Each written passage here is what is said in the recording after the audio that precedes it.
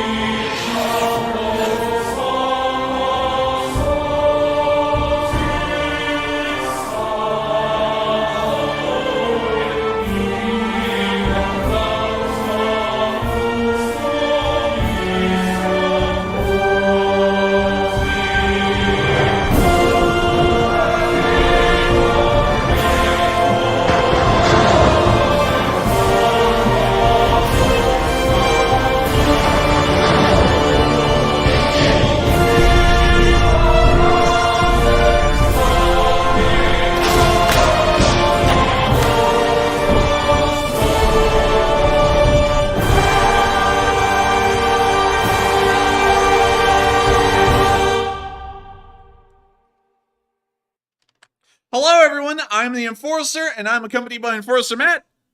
And good evening, everybody. It's Enforcer Matt, and welcome back to day 290 of the news. And of course, we're going to be covering the past 24 hours of the news of the war in Ukraine, not on day 289, but day 290. We are only 10 days away from the 300th day of war, which is absolutely unbelievable to think that we've made it this far. And if I'm correct, I believe the 380th, well, actually the 300th day is... Let's do some math here real quick, Matthew. If today is Saturday... Math? Yeah, maths. We're bad at maths. And so if today is Friday, and the next Friday is 7 days from now, let's see, Saturday would be the 8th, Sunday would be the 9th. Oh, dang it, day 300 is going to fall on a Monday.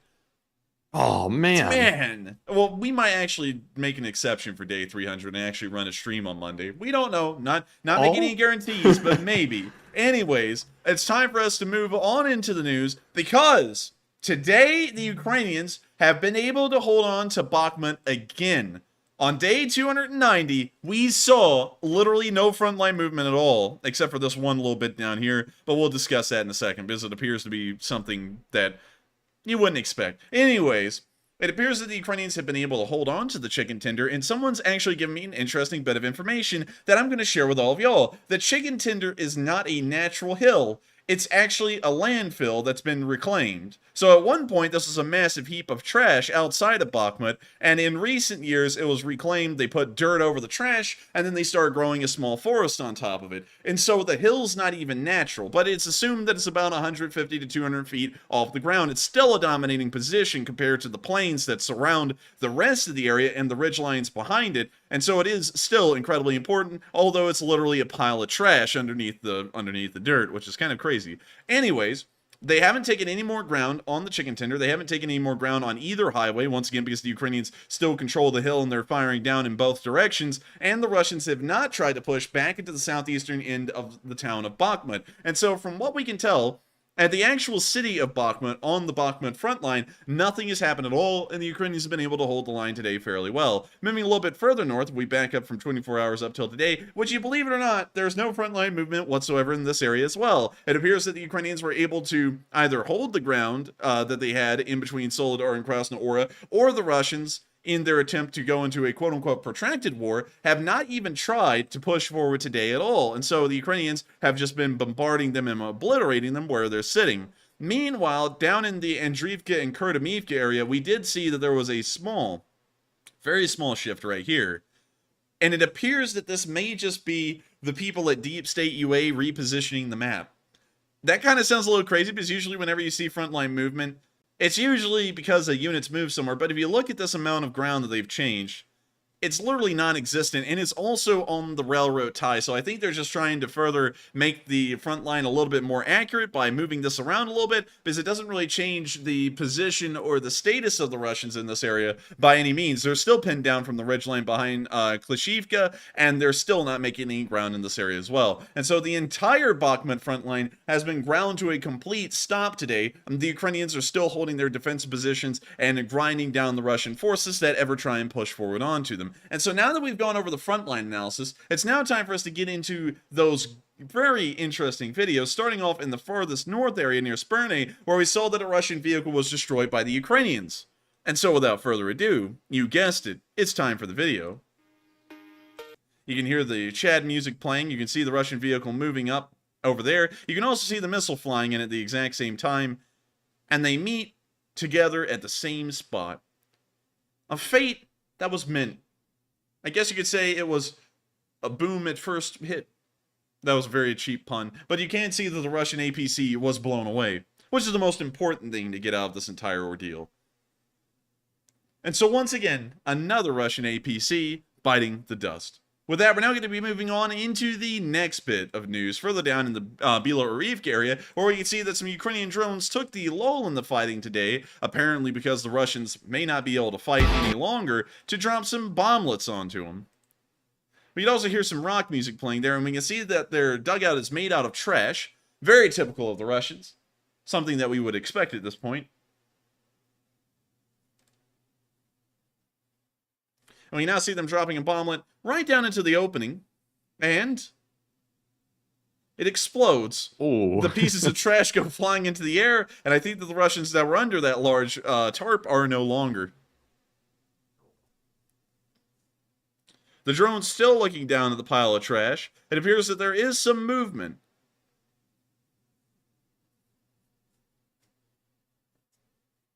It appears that that may actually be a soldier moving under that tarp. It appears that he's trying some crude form of camouflage, but it doesn't appear to be working all too well. Oh, it's a ghost. Boo! I'm the lapis lazuli ghost. And now it looks like the tarp is finally... Nope, it's still moving. Oh, wait a minute. Oh, it's still moving. It's stopping and moving at the same time. It's somewhere in the twilight zone right there.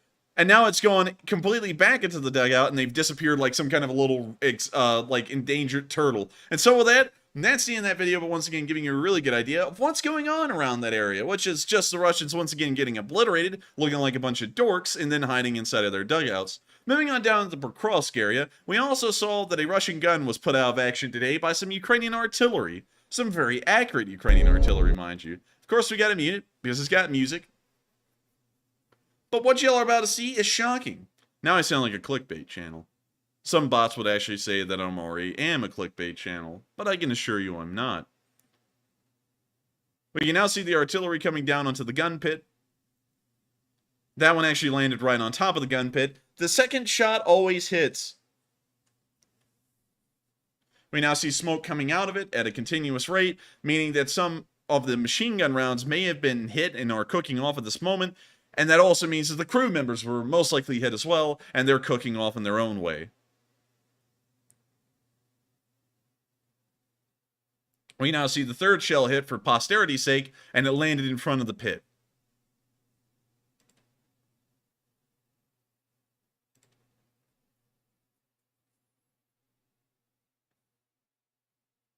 We now see the fourth round hitting, this time very close to the gun pit, just off to the left side.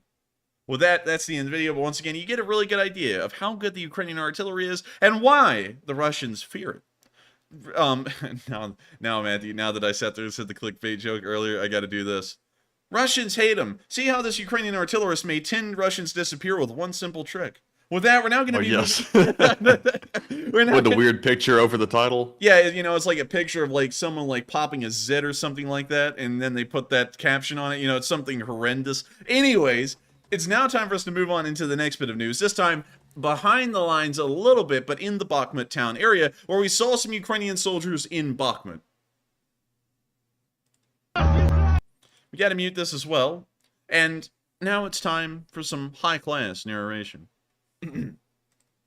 Here we can see the Ukrainians loading back up into their trucks and getting ready to travel to the front lines. However, it appears that one Ukrainian is having a small trouble. His carrying vehicle has had a tire blown, and so they are having to move from one truck to the next.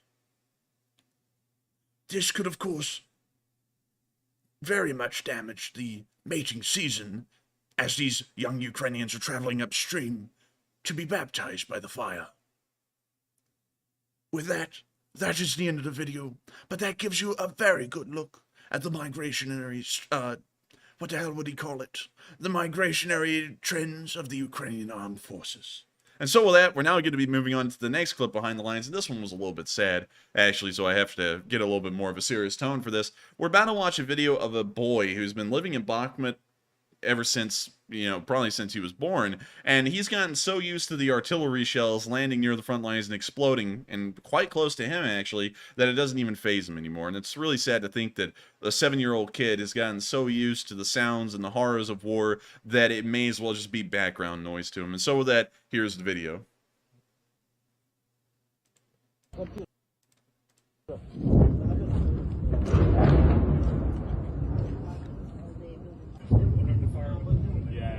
А ти вже звик до тих звуків? Ти до тих звуків вже звик? О чому ти мечтаєш?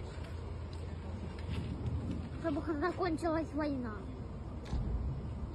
И чтобы все было хорошо. Вот о чем я мечтаю. I feel sorry for that poor kid. He's 7 years old, and when I was his age, I had no concept of what a war even was. And this poor kid's living in the middle of one. And you can see that, you know, he still doesn't really understand everything that's going on around him, but you know it's got to be terrifying every single day to hear what sounds like thunder 100 times over every single minute of every single day just a couple of miles down the road. It's got to be terrifying to think that poor kids like this all over Ukraine have had to be subjected to these barrages themselves, and sometimes even go hide in basements because it's landing right on top of them. It's really sad to think. And what's even worse about this is that you can still see that the kid has a lot of innocence about him, although he's got a good idea of what's going on down there. And at the end of these Ukrainians questioning him, and they're like, you know, doesn't this like make you scared? And he's like, no, I'm used to it. He goes to pet his dog. It's the whole entire thing is just sad, really, and I hate to see it. But with that is the reality of war, and that's also why the Russians need to be pushed out of Ukraine as fast as possible, and hopefully the Ukrainians are working towards that aim, because poor kids like these are living in these kinds of conditions with that kind of reality happening just right outside of view. With that, we're now going to be moving on into the next bit of news in the Bakhmut area, where we can see that the Ukrainians are trying to move the Russians out of Bakhmut a little bit sooner. We can see right here that the Ukrainians were able to hit some Russians today on film. You see the Russians down here. We can actually see about a squad-sized unit moving through these destroyed buildings. But in a second, it's about to be reduced inside from a squad to about a small consist. And you see them all walking.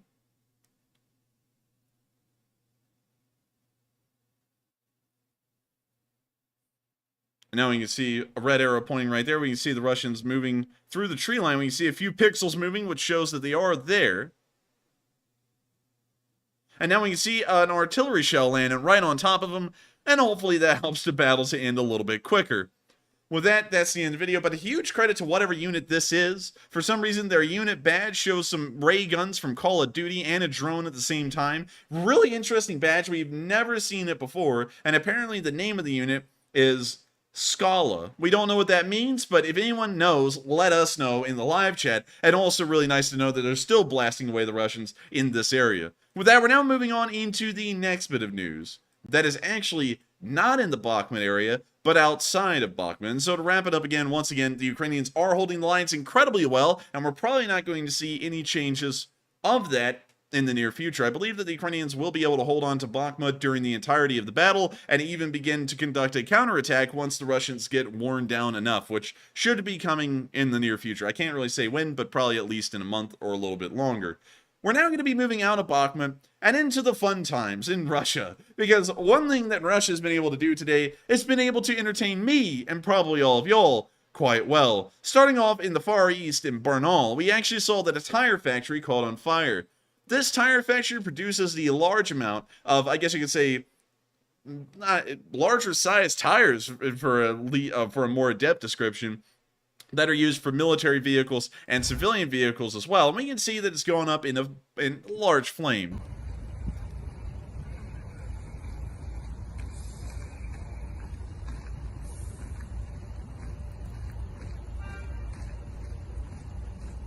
I wonder what started that fire. I wonder. I think Lucky strikes. I think someone is having a bit of a smoking problem. They really need to make an anti-smoking policy in Russia, because these people going around smoking all of these lucky strikes, they're burning down way too many buildings. In fact, I would say that these guys are worse than those kids that do those vape tricks these days, you know, like where they suck in like the vape smoke. It's literally just like water vapor, and then they like make the little smoke rings and crap and twist them around the table. I think they're doing worse than those people at this point, and they really need to put a stop to this right freaking now. But anyways, we're now moving on into the next clip of news inside of Russia. Now we're going to be moving from the Far East. Well, you know, in Russian terms, I guess this, well, really for us, this is the Far East. For Russia, this would be like the Mideast. That's kind of weird, you know, like America has the Midwest, they have the Mideast. Anyways, we're now going to be moving further west and into the area of Penza, where we've actually heard a really interesting story. A lot of y'all were talking yesterday about the prisoner of war exchange that occurred, and we're not going to be talking about any of those details in particular. But one thing that is interesting is that we were talking a little bit, we touched on it, about how an American citizen has, I guess you could say, the protection of the government wherever they go and whatever they do. The government has a responsibility to bring them back. That was in the case of the United States, which is the largest power in the world, both economically and militarily right now. We can even see how difficult it is for the United States to protect its citizens abroad sometimes. In the instance of many other countries that are not as economically powerful and militarily as powerful as the United States, they don't really get a large say in what happens to their citizens abroad, even if they wanted to. And in Russia, it appears that they're trying to exploit this fact as best as they can and actually try and snatch up foreigners for service in the Russian army due to the partial mobilization.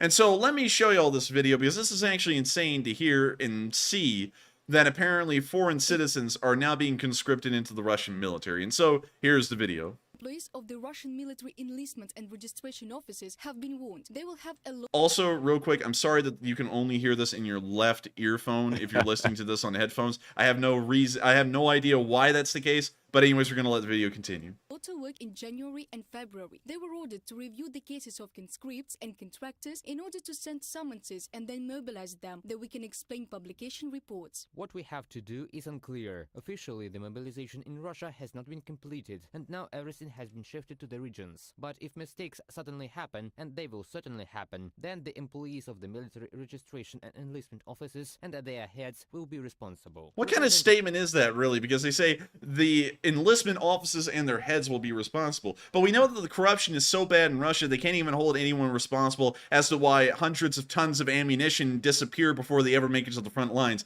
How in the world are they going to be holding anyone in an enlistment office responsible for anything? That's like saying, you know, I can't even compare that to anything here in America. I was trying to find some kind of comparison, but there isn't anything even on that level. So we're going to let it continue. Of the military enlistment and registration office of one of the regions in the northwest of Russia. In an interview with We Can Explain. In the Lomonosovsky district of Moscow, the janitors were instructed to deliver the summons. They have to distribute at least 800 a day. Today we have been working since 7 p.m. And I repeat, until you hand over the summons, you cannot return to your home. I do not accept zero dynamics for a day from anyone. Who will have 0 per day. With those, I will personally go around the apartments. Ksenia Kravtsova, head of the administration of the Lomonosovsky district of Moscow. The Primorye region authorities were instructed to mobilize almost 1,500 people. To do this, the heads of universities were required to expel those who were not doing well in colleges for military service. And in Chelyabinsk, even foreigners began to receive summons. A photo of the document received by a citizen of Belarus working in Russia appeared on social networks. The same ones were handed over to his colleagues from Uzbekistan. We did not. I like how Russia bullies the citizens of their quote-unquote allies. You're a Belarusian in Russia on business, and they're like, hey, by the way, join the army right now. That's an order. It's like, what? It's like, are you kidding me? Like, that would be like going to the United Kingdom or Israel, for better yet, because they actually have conscription in a way. And you go over there as a tourist, and they're like, hey, you're within conscription age. You need to join the IDF right now. And it's like, what the hell? Are you kidding me?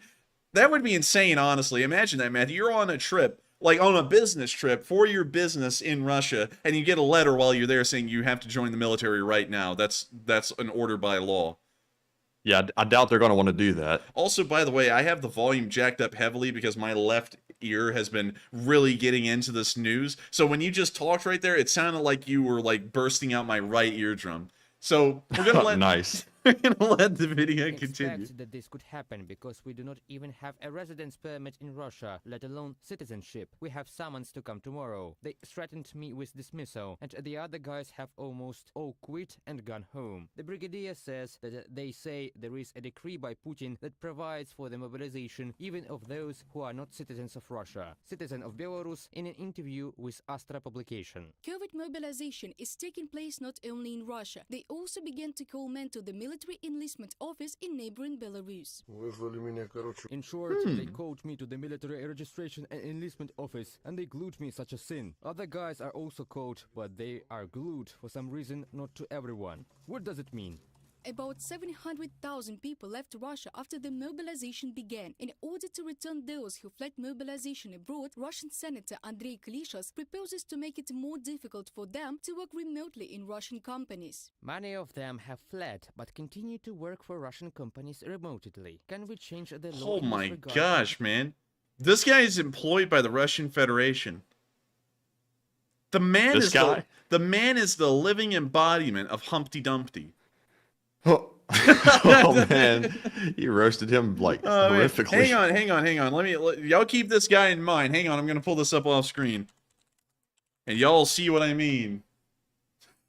All right, be prepared to get a good laugh. Hang on, let me make sure it travels over. Oh dear. Oh dear. That man is literally that. He's that. Oh my god, man. Anyways, we're gonna let this continue. I'm sorry for roasting the guy. I know some people don't like that, but still, for this guy to be also having one of the longest names for a chairman ever, his official title is chairman of the Committee on Constitutional Legislation and State Building at the Federation Council of the Federal Assembly of the Russian Federation. What a mouthful! Hi. He looks like he'd fit the role, honestly. Like you walk into the building to the secretary and they're like, "Who are you here for a meeting with?" "Yes, I'm here for a meeting with the chairman of the Committee on Constitutional Legislation and State Building at the Federation Council of the Federal Assembly of the Russian Federation." "Of course, we have you slated right here. Have a seat." That is the longest name ever. Cut that down a little bit. Jeez. Limit the schemes that allow people to work there, abroad, and get money from here, Russia, and we cannot understand if they pay all taxes. You can probably say that everyone is in a different situation, but basically it seems to me people still condemn such behavior when citizens free the country from mobilization. Andrei Klishas, chairman of the Committee on Constitutional Legislation and State Building of the Now this guy's having to read it all out. Federal Assembly of the Russian Federation, in an interview with Vedomosti newspaper. And those who, as a result of mobilization, have already found themselves on the front line post videos on social networks, and they tell how they deal with those who are called to war against Ukraine. People were given ammo magazines, Kalashnikov rifles, and etc. Body armor was not even issued. We were initially missiled and told that it was not necessary to take anything but ammunition. We got soaked, we were broken, and our military unit was destroyed. Since the end of September, more than 270,000 men have been mobilized in Russia. Not everyone could be accommodated, clothed, and armed by the Russian Federation. Neither were they prepared. We've seen that for really NATO well. operations. As a result, more than 350 mobilized people have already been confirmed killed in Ukraine in just a month and a half. Reported by Dana Kolesnik, Natalia Husak, Volodymyr Штангелов, UATV News. And with that, that's the end of the video, but that gives you a pretty good idea of how badly mobilization is going, to the point that they can't even account for who's a foreign citizen or not. If you're in Russia right now, you can be conscripted, even if you are not from, hell, the Russian Federation. It's honestly surprising that Brittany Griner was not conscripted into the Russian armed forces before she got exchanged. So with that, we're now going to be moving on into the next bit of news from inside of Russia, and we're now going to be moving to Moscow, and things are about to get juicy. If you thought that things were interesting right now, wait until I show y'all what we're about to see, because it gets even crazier. We're going to start off probably with the thing that we all saw last night on stream a little bit, but we're going to add on to a little bit today. Some of y'all said that there were some explosions at the mall in the northern end of Moscow last night, and it appears that based off of what we've been able to find, that is actually correct. Apparently explosives of some sort, or something explosive in the mall, went off and caused these massive fires. We largely believe that it is sabotage at this point by some kind of partisans that are pro-Ukrainian or anti-Russian, and it appears that the mall's been burned to the ground. So here's the two videos we got from the Moscow mall, because let me tell you, I'm not lying, it's juicy. There's the first one. We saw this one last night, sort of. Nice big fire. Looks like Krispy Kreme won't be open today.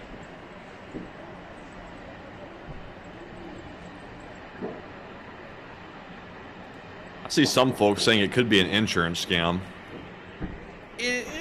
Insurance scam? Maybe. Do they even have, like, really good insurance in Russia? I don't think they do. That's why I was like, maybe? I was like, I don't think they even really have good insurance. But moving on to the next bit, we can actually see a view much closer to the mall from the parking lot, and we can see what appears to be some explosions in the building. So here's the video. We can see the fire. And we can see an explosion right there, literally blowing out the wall of the mall. Dang.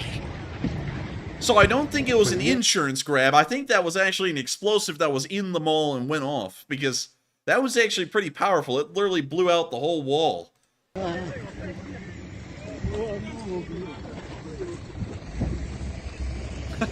Svetlana said, "Oh dang." Whole wall gets blown out. Everyone's response is, oh, damn. Oi, bleh. He's now getting in his bus. Because while that mall might be blowing up, this man's got to get on that grind. And off he goes into the merriment of the world of Moscow, but the mall's gone. From what we can tell, it looks like explosives went off inside of it, so it is almost certainly sabotage of a sort. So hopefully we'll get some more information on that. Hopefully no one was injured or killed in it, but still the amount of damage that was done is quite extensive. I don't have to remind y'all again, we just watched the whole side of the building blow out from a bomb or something similar. And I'll go up here to this mall, and it's so big, you can actually see it from space. If I zoom out to Moscow, and you look at this whole thing, right on the tip of my mouse, right there, the mouse cursor, that is the mall. You can see it from the zoomed out view of all of Moscow. That's how big it is. So when we zoom in, here's the mall. We don't know which wall it was that blew out on that video, but man, that's a big mall. I wonder, let's click Krispy Kreme again. They're closed. They're closed again. We always catch them right as they close. Let's see. Oh, wait a Monday, minute. day of the Russian Federation Constitution. They might not be open. Maybe not. Maybe not. I don't think they'll be open anyways. They even got a Cinnabon in there. Is that open? Hang on. Cinnabon. Doesn't have any reviews, but it only has 2 pictures. What if all of these businesses are fake? It could be, or maybe they just hadn't updated that they're like permanently closed.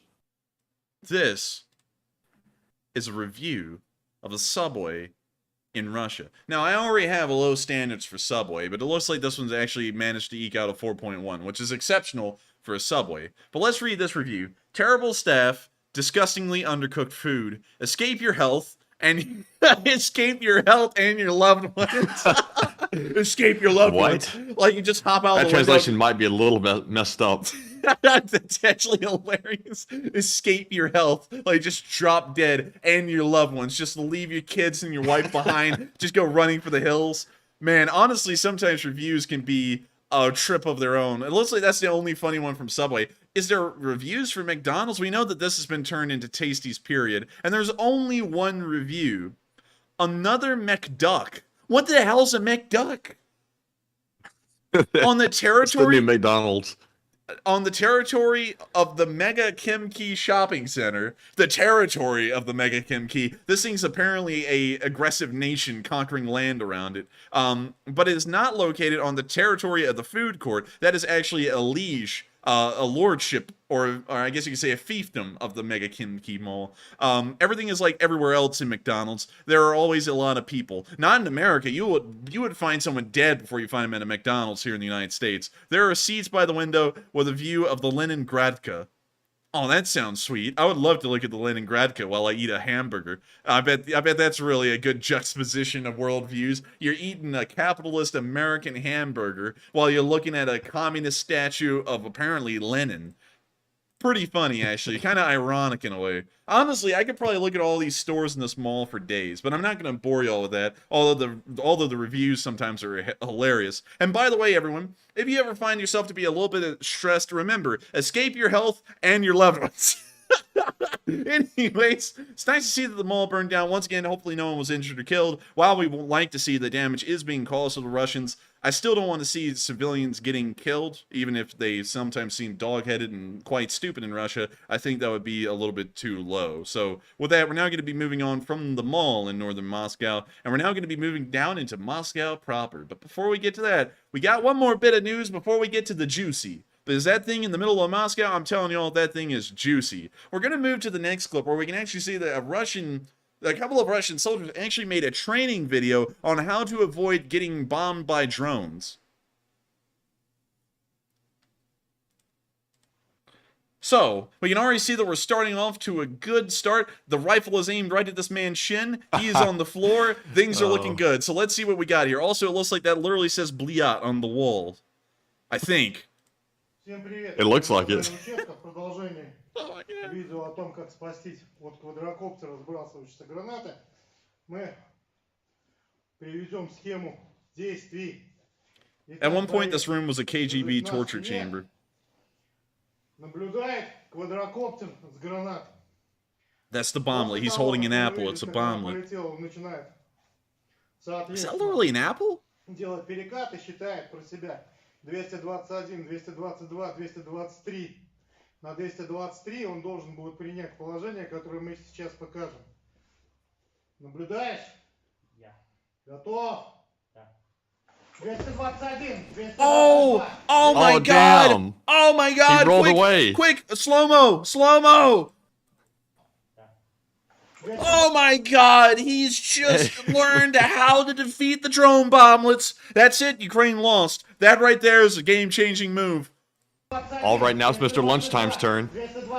Damn, he's rolling. Like, at that point, the bomblet literally landed right behind him like that. He would have already been dead. His body would be rolling just by the momentum of the explosion, not because he was alive anymore. This man is like rolling over into Belgorod.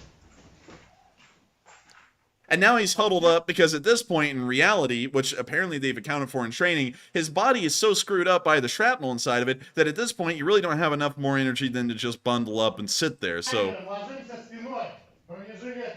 I mean, you see, mini me, Mr. Lunchtime form, has now walked over and is pointing out, you see, if he cradles like this, after getting blown up, he's fine. You notice he can't bend over to demonstrate. Yeah. That gut would get in the way. Oh my God, Matthew. Marcos Franciscani just said the best thing ever, Matthew. Let me go back and let me say what he said. Hang on. They see me rolling, they hate it. Oh my gosh. Let's gonna skip forward a little bit. But I gotta say this. This is the stupidest thing I've ever seen. And this is really clickbaity, actually. Like, this whole premise of the video, like, this will not save you from getting bombed from a drone. Like, they ought to title this video, seriously, Drone Pilots Hate Him. See how he defeated drone bomblets with one simple trick. And this would be, like, the video that they would show for that. This is, like, the maximum level of BS-ery that I've ever seen. And how are you going to get trained by a guy in that kind of physical shape? I have no idea. Especially with that bald head. Like, there's nothing wrong with anyone being bald because eventually almost everyone becomes bald. But this guy is literally reflecting the lights from the ceiling off that noggin. Like, if he's on the front lines without a helmet, the drone's going to spot him like it's some kind of a scope lens. Like, it's going to be crazy. He's like, you'll see he's dead now, so he evaded the bomblet, and now he's with the devil. I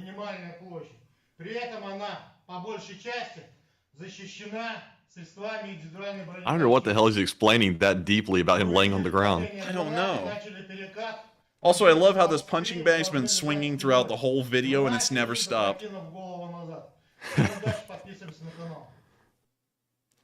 With that, that's the end of the video, and it's good to know that the Russians are teaching each other such stupid things like this, because that makes it so much easier for the Ukrainians to really get one on them, because if they believe stupid stuff like this, like it's a Looney Tunes cartoon and a rabbit's going to stick out of the ground and stick their finger in your gun and it's going to blow up, then they are losing for that reason alone. This is, honestly, this is next level, everyone. What's your, like Kevin Spacey said in that game, Call of Duty Advanced Warfare, what you're seeing is advanced warfare, and this is it. But with that, we're now moving on from this little clip of news, and we're now moving on to the juicy. I've been saying this the entire time we've been in Russia, and this is it. So gather the kids around, gather the family. Also, by the way, some of y'all may be noticing that our stream viewership is down tonight. That's because I goofed. I put up 2 videos literally before the stream, just a couple hours before, and we only get 3 notifications per day, so probably nobody got notified that the stream was even running if they had their notifications on and they did work. So if you want to let them know, make sure to go spread the word on the Discord and to anyone else that you're talking to that is a member of the Lee Spring Army. Let them know this thing's running, because I don't think anyone got the notification for it because we've uploaded too many videos in such a short time. Anyways, here's the juice. Putin got drunk, literally. And he was talking in front of the cameras. Probably the worst thing you could ever do, a combination of talking in front of the press and also getting drunk. So he actually started spilling the beans on things that he had completely denied up until this point. So, with that, Here's the video. Also, it's good to know that some of y'all were notified, but I did check last night when I was making videos because I've kind of become a video hog. Like I really want to make like 3 videos a day at this point. Like I don't know why, but I feel like I have unlimited energy right now. And I was checking to see how many times y'all get notified a day, and YouTube will only send out notifications for 3 videos every 24 hours, and it resets at the end of each day. And so if we upload 3 videos, y'all won't get notified for the 4th one, and that may have happened with a stream. But with that, let's check this out. And also, let me try and get this in a higher graphics setting. Yeah. And I'll read it all for y'all, so that way it is a little bit easier to understand than just watching him yibber yabber and then trying to read the subtitles. All the nonsense, the informational standoff, the informational throw-ins, all the fakes. They must stand aside. They should not prevent us from fulfilling our duty to our people. And you don't need to be particularly well versed in this informational confrontation to understand what's actually going on.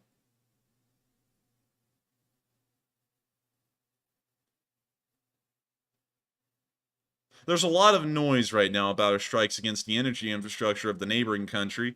And that right there is something that he actually just has fervently denied every time he's been asked up until this point. Are you attacking the energy infrastructure of Ukraine deliberately? Oh, no, we're not. We would never do such a thing. Now he's saying it right here clearly.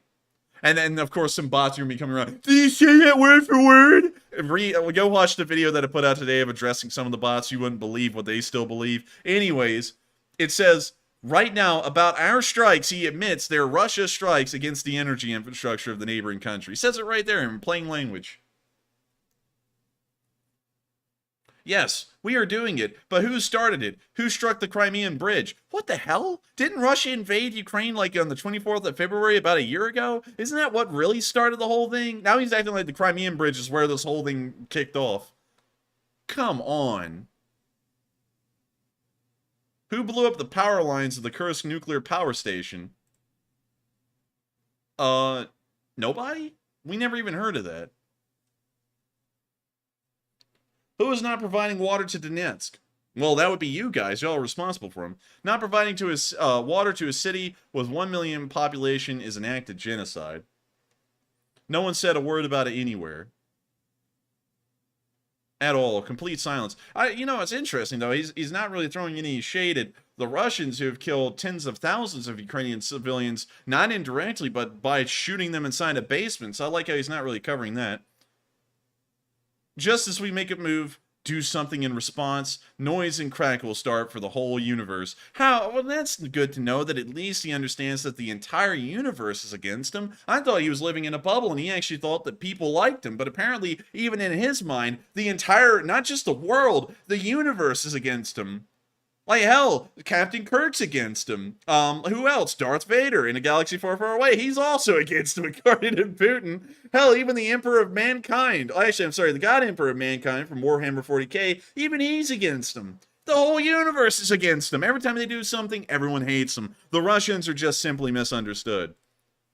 They sound like a goth kid going through their phase. This will not prevent us from completing military objectives. I think it will. Y'all haven't done it yet. It's been 10 months, man. Where is it? Also, I like the little toy soldiers they got in the background back there. That really adds to the whole I'm not a dictator thing. I'm just a really cool guy sitting in this massive golden room drinking probably some incredibly expensive champagne.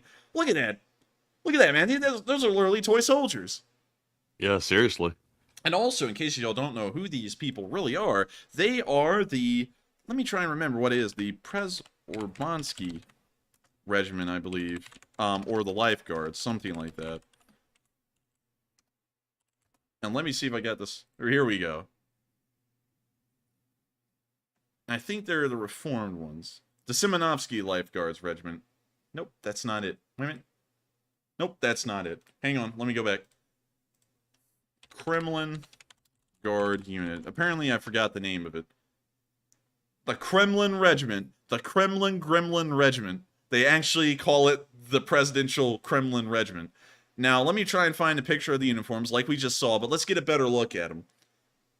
And this is why, and a lot of people don't look at these small little things, but this is why Putin's not trying to reform the Soviet Union. He's trying to reform the Russian Empire. Look at these guys' uniforms. Yes, they do have a decent amount of Soviet influence on them. This kind of like sea green color is a Soviet color that only came about in Soviet times, but the rest of this uniform design is purely Tsarist. If you go back all the way through time, this is a shako cap, and the Russians used these during the Napoleonic Wars, and you can also see that the best indication that this is supposed to be a throwback to the times of the Tsar is that this man is wearing a gorget right there. That is antiquated, it's antique. No one even wears these anymore in official units anywhere around the world, save for maybe one or two of them on a very rare occasion. But these guys actually wear it as part of their dress uniform if they're an officer of this unit. That's how delusional Putin really is. He actually has reformed a guard. This was brought about in, I believe, 2014 with this specific uniform to try and encapsulate the days of old, the glory days of the Russian Empire. And he has these guys standing around in the Kremlin around him because he actually envisions himself to be the next Tsar. That's how crazy this guy is. He's not trying to recreate the Soviet Union. Never labor under that false assumption. He thinks of himself as one of the greatest people on earth, ordained by God to rule the Russian people like the Tsars of old once did, and that is about as good a proof as you can get of any. And so with that, we're now going to be moving on from that, and I hope y'all see that. I hope I'm not the only one. And also, doesn't this guy look like Putin's, like, dejected brother? Yeah, somewhat. Yeah, but he's actually got hair. Who is this guy? Viktor Zolotov. He looks a lot like Putin. Like, maybe he's same related in nose some and way. everything.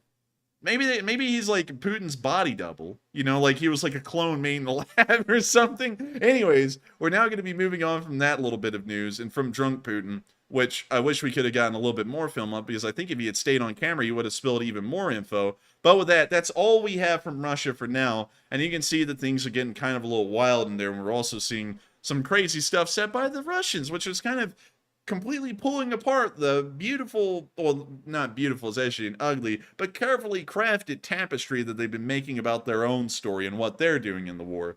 With that, we're now moving on into the next bit of news. We're going to be moving to our location unknowns. So, before we actually get to the proper location unknowns, I got something special to share with y'all.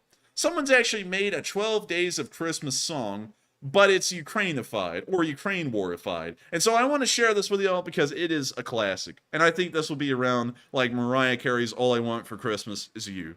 And so with that, here's the video, and I hope y'all enjoy. Hopefully this isn't copyrighted.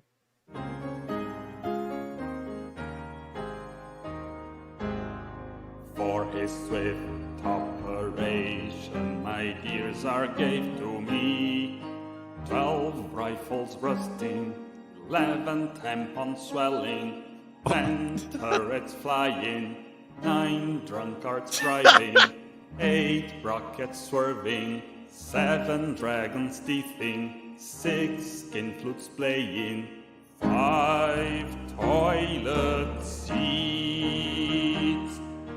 4 exploded pipes, 3 SIM cards, 2 new submarines. Oh, what a bird. And a bridge burning on the Black Sea. Once again, everyone, it is... Hey, encore. Encore. And it is around Christmas time, and it is the gift of giving. This is the season of giving. And the Ukrainians are really giving the Russians a run for their money right now on the front lines. And so with that, we're now going to be moving on from that sweet, sweet Christmas music, and we're now going to be moving on into our location unknowns. But before we do, I saw that Matthew's thrown up, of course, another poll. This poll is as juicy as all of the other ones have been, and a lot of y'all voted on it because Matthew simply makes the best polls out there. No one can imitate him. Well, actually, there is someone who imitates him, but they're incredibly good polls nonetheless. And so with that, let's get to it, Matthew. All right, so we have 3 polls to address, and the one that is currently running says, do you think Putin intended to admit to attacking energy infrastructure, or was it the alcohol? It looks like 53% said yes, he meant to say it, 13% said not sure, and 34% said no, he cannot handle alcohol. Now, from appearances, I would probably assume he did not intend to say that because he's been trying to keep that under wraps, even though obviously we see what's going on. He doesn't want to say it out of his own mouth. So I would say he probably can't handle the alcohol. It looked like he only had some champagne, so that's definitely interesting. You couldn't handle that. But, Enforcer, what say you? I would say, number one, Putin's a lightweight. But and now it's time for me to do some stupid crap that a frat kid would do. I was never been in frat, but Pi Kappa Alpha. But anyways, moving on from that cringe. stupid joke. Yeah, that cringe stupid joke. Moving on from that, I would say he probably can't handle the alcohol because think about it. He's been carefully building up the story and denying it that they've been attacking Ukraine's power grid directly. Why would he unravel that story in one swift move, one swift statement? That's never been the move of Putin. He slowly, over the course of several years from 2014, finally said that Russian forces were involved in starting the Donbass conflict and also annexing Crimea. It literally took 4 years from 2014 to 2018 for him to admit that. Why would he build up such an elaborate story about how they're not really trying to attack Ukraine's power and infrastructure and then completely unravel that about 2 months after he created that story? I think that shows that he was actually getting a little bit tipsy and he was forgetting that there was a particular story that he was trying to weave for the Russian public and anyone around the world who believes the lunatic. So with that, I hope that answers that poll fairly well. And with that, we are on to the next one. All right. And the first poll said, do you believe the rumors that Putin is about to undergo emergency colon surgery due to his fall? And first off, I want to preface it by saying that the rumors are from iffy sources. A viewer actually sent me this earlier, so it is simply a rumor at this point. No, it's actually from a different one. I think one source was the Mirror, but they cited another source as well. So it's definitely a little bit shaky, but it is a rumor nonetheless. It looks like 40% said it is probably just a rumor, 33% said not sure, and 27% said yes, it might be true. So in this one, I'm going to have to reserve judgment and say not sure. But Enforcer, what say you? I'm also going to have to say not sure as well, because we really can't work off of this kind of hearsay and rumor stuff because we don't really know if it is true or isn't. We don't get enough information to confirm it or not. So it's really just nothing more than mere speculation and dabble dog. Screw up the whole thing. But anyways, with that, I hope that answers the question fairly well. And now it's time for us to get on into the next one. All right. And the final poll of the first segment says, who do you think is starting the epidemic of fires in Russia? It looks like 58% said it's probably partisans, 21% said covert forces, and 14% said simple accidents, while only 7% said none of the above. Now, for me, I think it is probably partisans. It has to be, in my opinion. But it's a possibility it could be an accident. But Enforcer, what say you? I would say that it's most likely partisan activity that burned down the mall. The mall is, you can tell that it's pretty high end, especially for Russia. And so we know that the security there must be pretty extensive, actually. Like, look at that mall. That's actually on par with some pretty decent American malls. Not the best American malls, but decent ones. And so in Russia, this has got to be one of the best malls out there. And so for that fact alone, I'm sure that they've put a decent amount of money into the security of this place, so that way your average gopnik from the street doesn't come in and start slamming people and their heads into the concrete in there. And so the idea that it would burn down in the middle of the night and also have walls just exploding outwards into the streets, I feel like that was most likely some kind of partisan activity. And so with that, I hope that answers that question fairly well. And I thank you so much once again for the support. And with that, we are on to the next one. All right. And we are now moving into our super chat questions because that rounded off our polls. I thought that was a super chat question, man. I was like, I didn't hear him list off anyone's names. I was like, what the hell? Yeah, that was a poll. All right. So with that, now let's get into the live chat questions. All right, so the first super chat question goes to Team Koji17, who puts in a $20 donation and says, what are your thoughts on a champagne swilling Putin telling soldiers this is all Ukraine's fault? I think that was a really stupid thing of him to say. Of course, he said nothing but stupid things the whole war, so I think I'm setting a little bit of a high standard for him. Kind of like I set high standards for bots, but at the same time, it's a little bit of a high standard for him. He said nothing but stupid stuff. I think that's really dumb because obviously the special military operation was started by them, and so the reason that they're in Ukraine is really by his actions, not by anyone else's. So blaming that on Ukraine is a little bit dumb.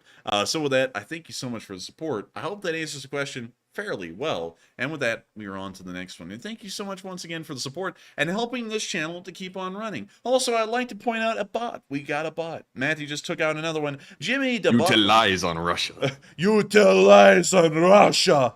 No, I don't, man. I'm sorry, but you got to live with it. Also, I hate to know that your actual last name is Da Butler. Like, If you ever want another job like an electrician or a plumber, nah, they're not taking you, man. You're the butler. But with that, we're on to the next one. Hey, where's the butler at? Where's the Who, butler at? Get him the in actual here. butler or dub butler? But anyways, after that little cheesy joke, our second super chat is from DL Hemingway, who puts in a $20 donation and says, Enforcer, do you think Bakhmut will be like the Somme and will experience multiple battles of Bakhmut?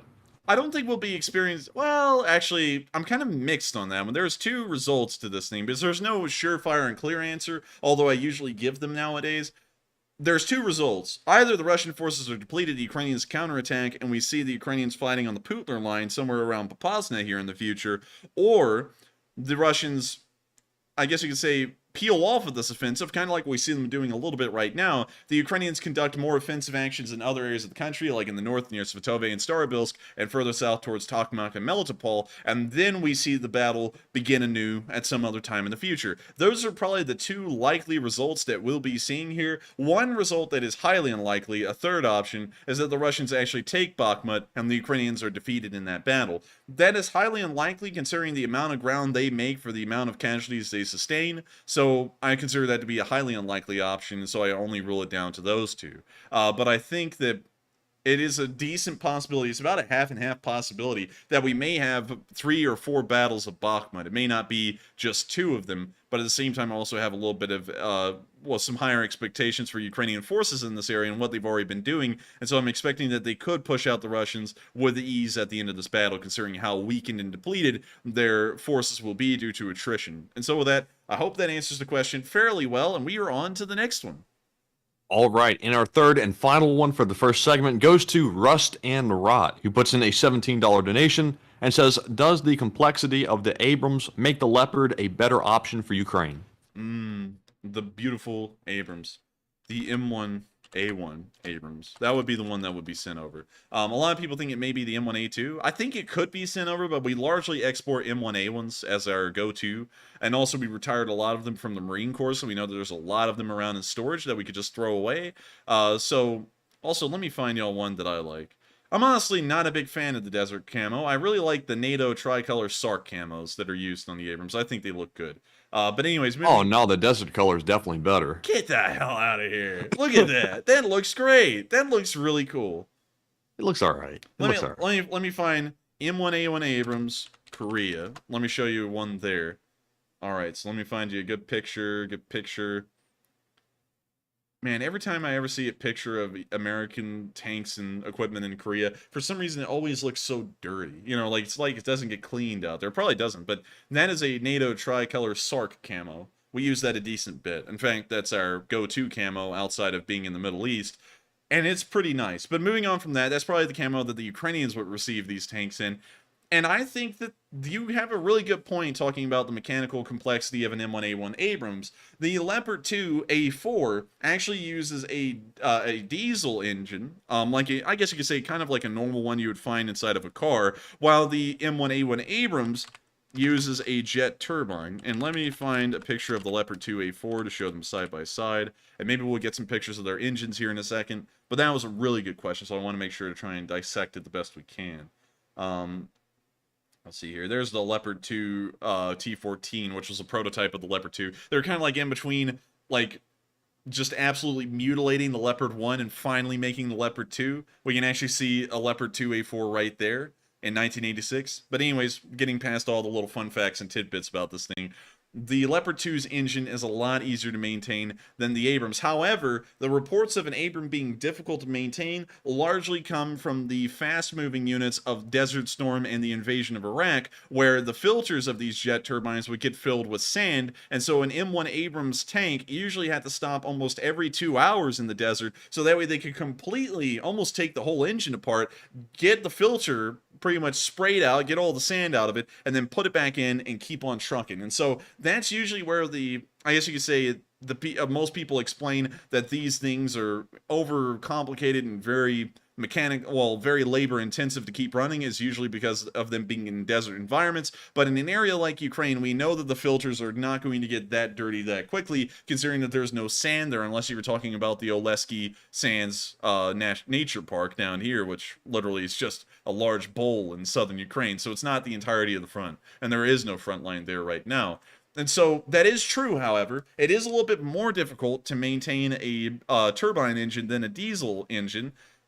But at the same time, I'm kind of divided on this, because any support is good support. We can see that the Ukrainians have the ability, by one way or another, to actually keep really anything we give them running. And we also have a very large logistical support branch inside of Poland where they can just send the stuff back across the border and we can repair it and send it back to them like new. So we know that that's not really in the question too much, but as far as the reliability of the engine alone, I would say that the Leopard 2 would beat out the Abrams by a little bit, just because it's a simpler engine and it works quite well.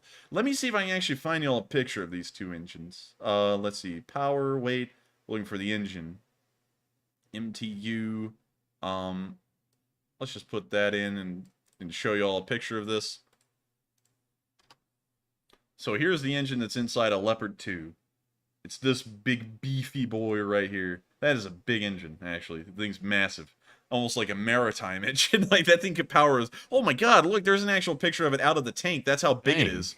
Good lord. Is that with the transmission attached, or is that just the engine? I think, yeah, there's the transmission back there, and it's also got, I think, the radiators or the vents up there as well. So that's like the entire engine bay has been lifted out and just moved into the open with the actual engine attached.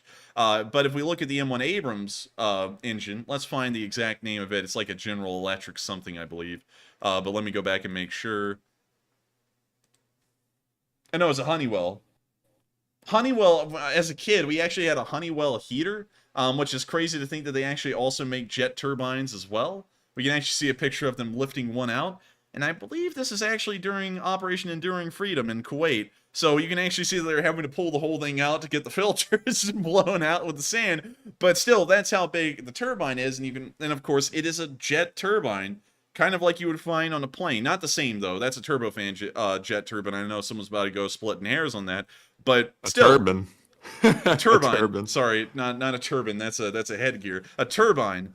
These are still a little bit more complicated to maintain, a little bit more expensive, and for the reason of cost effectiveness, I think that the Leopard 2 would beat it out. Beyond that, they're largely the same with their optics, their firepower. Both of them use the Rheinmetall guns made by the Germans, so we know that there's no difference there. So all in all, I would say that I think the Leopard 2 would actually be the best pick for them if we're talking about cost effectiveness. And so with that, I hope that answers the question. That was a little bit of a deep dive, I guess you could say, into the engines and the cost effectiveness of these things, but I hope that does answer the question fairly well. And with that, I thank you so much once again for the support, and also hoping this channel to keep running. Not only did you get your question answered, but you also helped this channel to keep on running. Super Chats are the only way that we're able to support this stream and keep it going day by day so that we can keep on getting to the Sunday fundraisers. And so we thank all of y'all so much who make sure to throw in support each and every day to keep this channel running, because without y'all, this wouldn't be possible. And so with that, we're now going to be moving on from the question segment and on into our location unknowns, starting off with our first bit where we saw that a Ukrainian soldier was making an incredible recovery.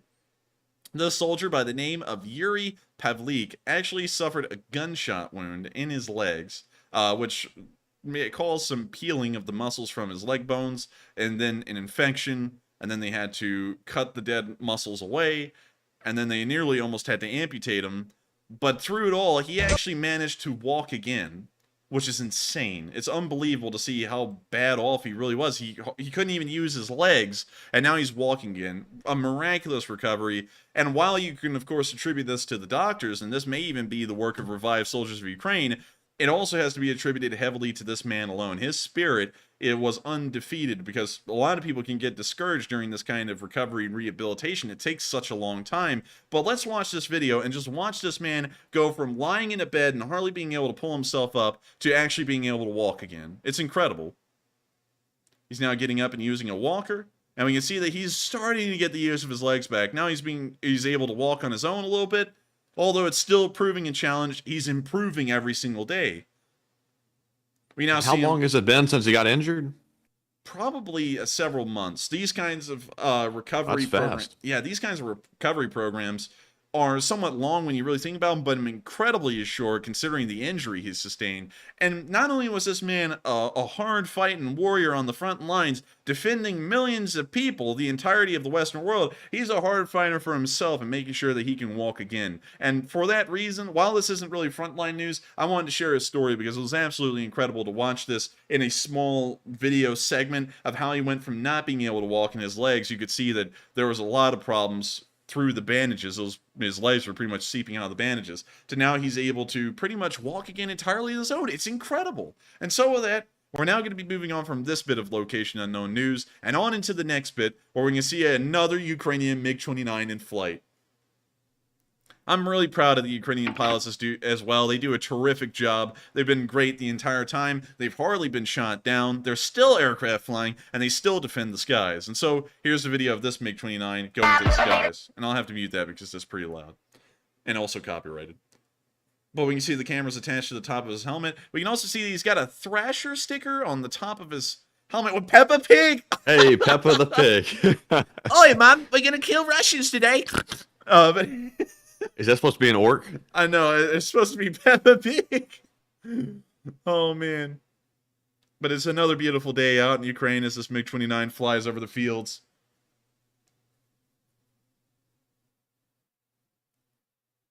And you also see him firing off an air-to-air missile. We didn't get to see it hit its target. It's probably so far away we wouldn't be able to see it anyways.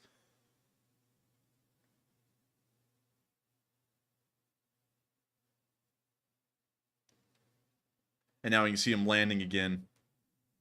Another happy landing. And another successful mission. With that, that's the end of the video. Well, once again, you've got to give a massive credit where credit's due to these Ukrainian pilots. And hopefully they'll eventually get the F-16s that have been so heavily alluded to that will help them to turn the tide even better than they already have. Well, that... We're now going to be moving on to the next bit of location unknown news, where we can see a Stugna attack. Matty, hit the air horn. So here's the video of the Ukrainians obliterating another Russian tank with a Stugna. When you see that they fire the ATGM, it's on its way. There's the Russian APC. Actually, a Russian tank, more like. And there it goes. Yes! And they got it. It's so great to see that once again the Ukrainians are handing it to the Russians, and I hope that they continue to do so with these Stugnas. We don't see a lot of footage of them being used anymore, but whenever they do, it is always hitting the spot for me. I hope you get the pun. Anyways, with that, we are on to the next bit of location unknown news, where we can also see a pretty funny little video. Y'all just got to see it. I'll narrate it. There's actually no way to narrate it, really, but anyways. We can see the drone dropping a bomblet onto the Russians. We actually didn't see it in this one, but you would see it in another clip if I actually had gotten that one. But they dropped a bomblet right in front of the Russians. This guy freaked out and he started firing up at the drone, but he missed every shot. And the drone got to catch this beautiful piece of film. Ah! What the hell? I don't even know what that was for. He was doing his job. Man, he decked him, too. Yeah, he just gave him a nice right hook. Look at that. What was that for? Their morale is very high in that unit. It's very high. And by the way, why didn't we see them rolling? I thought that was how to avoid the drones. You just start rolling across the ground. I didn't see them doing that. I just saw this guy get decked in the face. Let me throw in the usual sounds that you would hear in a fight video. Oh, world star, or whatever. But anyways. Oh, no. Anyways, that's the end of that clip. And you see that the Russians are having such a great time on the front lines. And they're keeping it together so well. And they're so professional. They even resort to giving each other love taps on the face to let them know that they're doing a great job and they ought to keep it up. So with that, we're now going to be moving on to the next bit of location unknown news, which is the casualty report. Ivan has punched 310 people to death today in his unit, and he's on a roll. He's going to keep it up tomorrow as well, and won't be looking forward with anticipation to see what kind of damage he can inflict on the rest of his so-called friends. We can also see that the Russians lost literally no tanks today. A very interesting result, and also something that I think shows that the Ukrainians are making their best estimate per day, a very truthful estimate as a matter of fact, as to the kind of tanks the Russians are losing, because if this was a Russian graph, they would constantly be destroying tanks per day. On this one, they actually will report that they haven't destroyed a single tank today.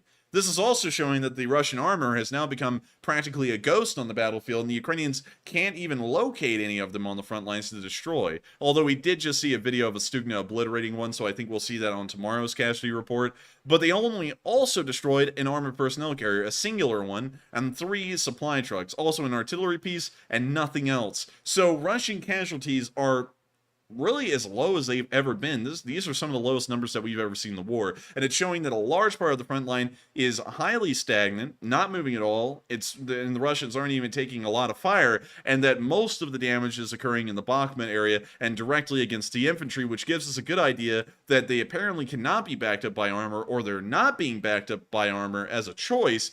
And that may tell us that a lot of these casualties are being taken in forested areas, or areas where the infantry can survive somewhat without armor support, like Kurtimivka, Andriivka, and the Chicken Tender, now that they're fighting inside the woods, which tanks really can't support them there. And so that gives us a pretty interesting look at the Russian forces, and I'm sure that a lot of Russian conscripts and Mobiks are breathing a sigh of relief, knowing that today is not going to be their day, just due to the lack of casualties altogether. And I honestly also can't give a good assessment as to when these numbers will rise again. They may stay at this number as long as the Russians aren't involved in any heavy levels of fighting, and they continue a slow-burning battle in the Bakhmut area.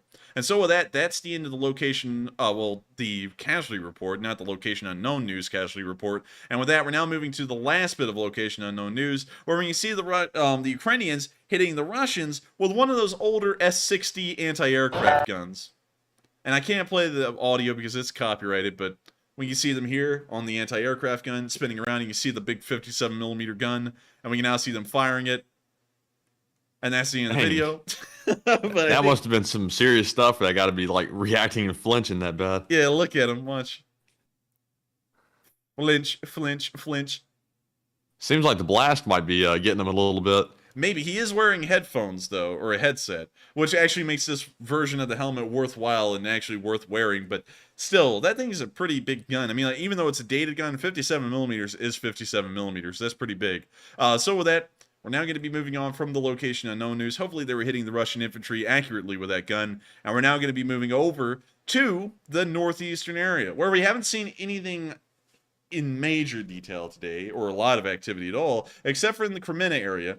Yesterday, we had reports and a suggestion that the Russians may have been conducting another offensive in this area, trying to push towards Liman, but we haven't seen that today. We haven't seen any frontline changes, and we also don't see any axes of advances appearing in front of us. So I think that if it is happening, the Ukrainians have stopped it dead in its tracks, or it's an incredibly small force that was supposed to be attacking, or it's not happening at all. So with that, here's the first video we got of the Ukrainians destroying a Russian BMP somewhere in this area. We gotta mute that, but look at this again, Matthew. It's like peanut butter and jelly. The combination is beautiful. Ukrainian ATGM, and a nice Russian armored personnel carrier that couldn't have painted the Z more clearly. Oh dear. Oh dear. And that thing's gone. Of course. I think everyone can see that. It's limping away. Actually, it's come to a stop. Are they bailing? I feel like they would be bailing. We can also see that they came to a stop right in the exact same spot that another Russian main battle tank was destroyed earlier. We can now see one of them standing around the back of the tank, and now he's starting to walk away. He's decided that his job is over. We can now see a whole load of them climbing out. We can also see another destroyed Russian BMP to the left of this one. So they just keep on killing them in the same spot, and no one's telling the other armored vehicles moving up that that's where they're being destroyed at. Don't come that way. There's an ATGM that's got that spot honed in.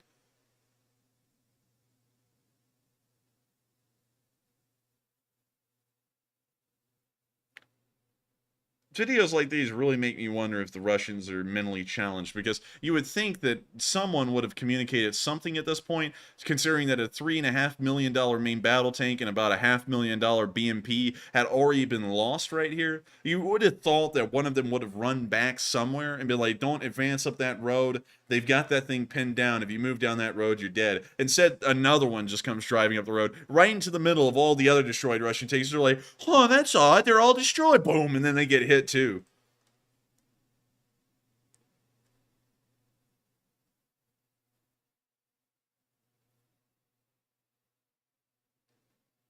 We now see some artillery landing in the field. I don't know if these videos are connected to each other because we can't see all of the armored vehicles we saw just a second ago. We do, however, see that some tank just fired off in the distance and an artillery shell landed almost on top of them.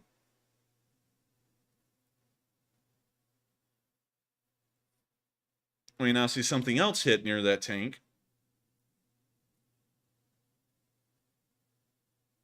We now see another tank firing right down there.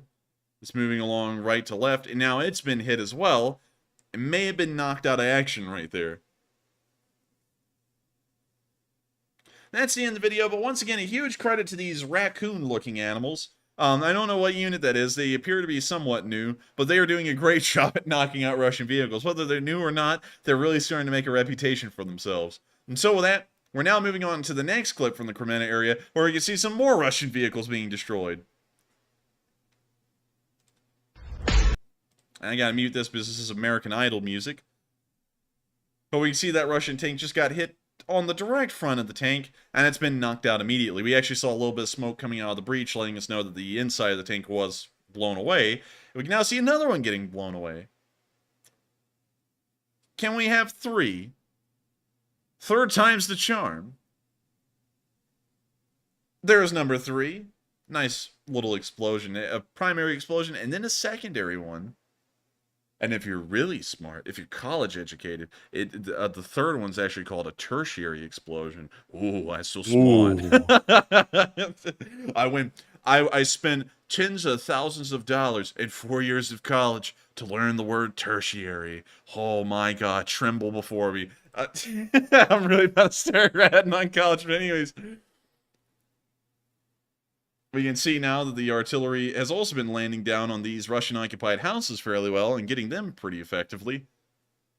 And with that, that's the end of the video. And I love to see that the Ukrainians are still beating the hell out of the Russians like they owe them money. And so with that, honestly, at this point, the Russians do owe them money. Where's all the money that's been frozen in foreign bank accounts that the Ukrainians are owed? That's why they're beating the hell out of them at this point, Matthew. They're trying to get that freaking money. They're like, give it to us, dang it. Exactly. But with that, we're now going to be moving out of the northeastern area, where there hasn't been a lot of activity to report. The front line is stagnant. And we're now going to be moving a little bit further down the line and into the Donetsk area, where in Avdiivka, we saw that the Ukrainians were dropping more bomblets onto the Russians.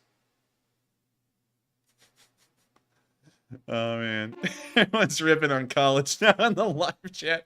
I gotta be honest with y'all. Sometimes I just feel like college is just more for jumping through the hoops to see if you're willing to stick the course, and I guess that's how people hire you in the future, is that a college degree really just shows that, and I'm sure that there are degrees where it's really challenging, like STEM courses like nuclear physics. I'm sure that's very challenging because I'm very bad at math, but in most degrees, I feel like it's really more so to just show that you can stick the course, so that way a future employer knows that you can deal with a little bit of, I guess I could say, routine work or something similar.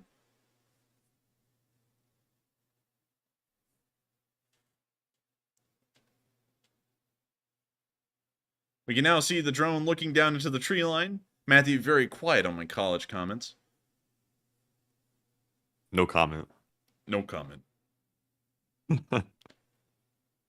We now see it dropping the bomblets. Once again, these are not the ghetto bomblets of the F1 grenade type. These are actual proper bomblets that the Ukrainians have 3D printed, and you can see that the accuracy greatly improves with the quality and care that goes into each one. That one actually was a 2-for-1. Look at that.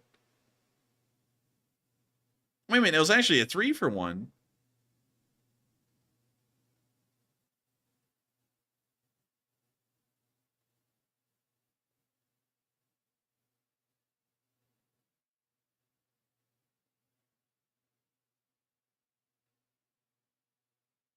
We now see that they've turned on the lights on the drone, which drops a explosive towards the ground, and now another Russian has bit the dust.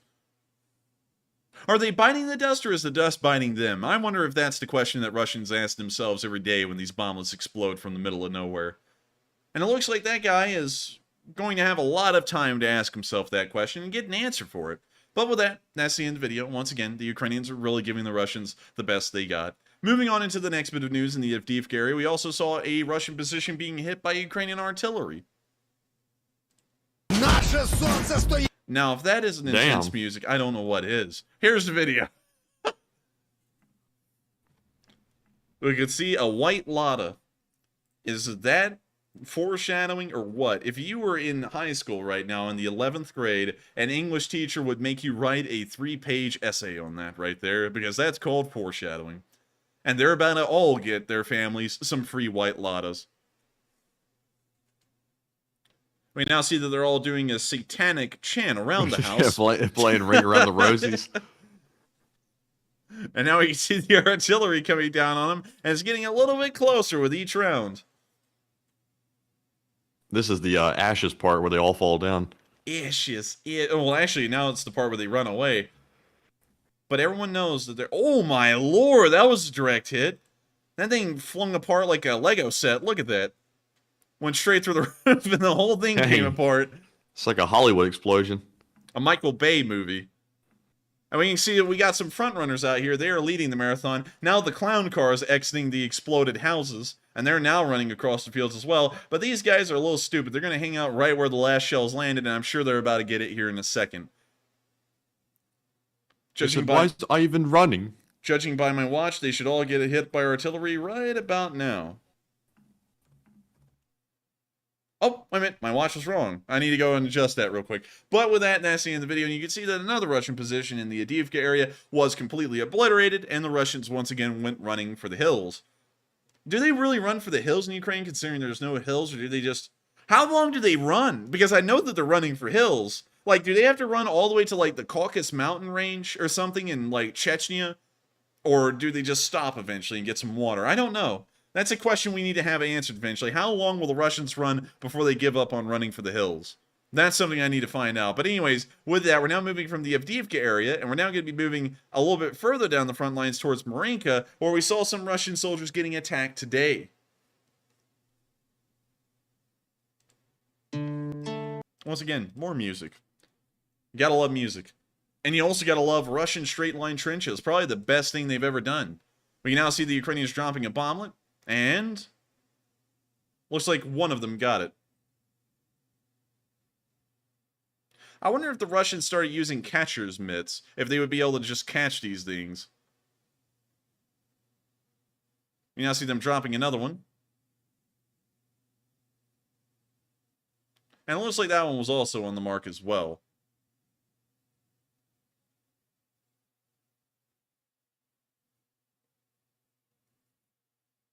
And with that, that's the end of the video. But I gotta say, once again, nice to see.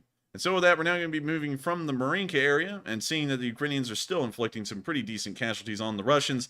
And we're now going to be moving out of Donetsk because, of course, there has been no frontline movement there. No one's really got any large plans there rather than to just duke it out. And so we're now going to be moving into the southern front, where we did see around Rykov that the 24th Brigade was hitting some Russians with a peon.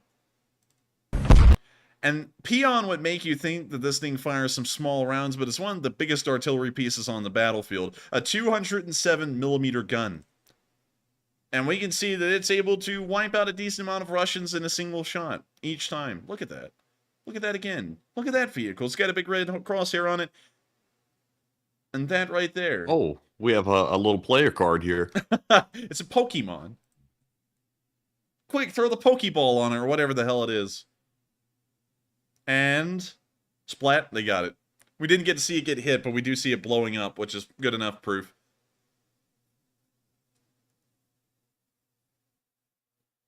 And now it's really blowing up. I feel like we say that a lot. Like, we see the first explosion, it's like, oh, it's blown up. And then it blows up again, and we're like, oh, it really blew up. And this thing got fried. If this was a meal, this would be shrimp fried rice right here, because that thing is cooked. With that, we're now going to be moving on to the southern front, because beyond that little bit of news, it is nice to see that the 24th Brigade was able to hit a peon with a peon and take that thing out. And so with that, we're now moving on from the southern front. Not a lot's been happening here either. And we're now moving down into the Kherson area. And of course, nothing really happens down here anymore. The Russians never blew up the dam. and I got to say this because I remember a lot of people were freaking out about that dam. Didn't I say, Matthew, that no one should worry about that dam because the Russians are full of crap and they wouldn't do anything that insane because it wouldn't look good for them on the cameras, and then they didn't? I can confirm. Pepperidge Farms remembers. And so with that, we're now going to be moving on into the only bit of news What? we got from the Kherson. Oh, wait, you don't know that joke? No.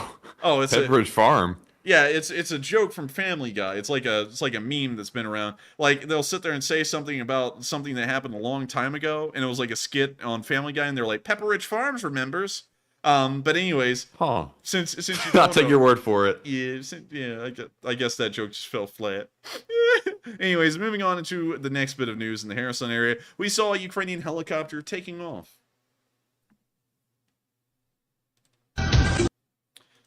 Music. Again.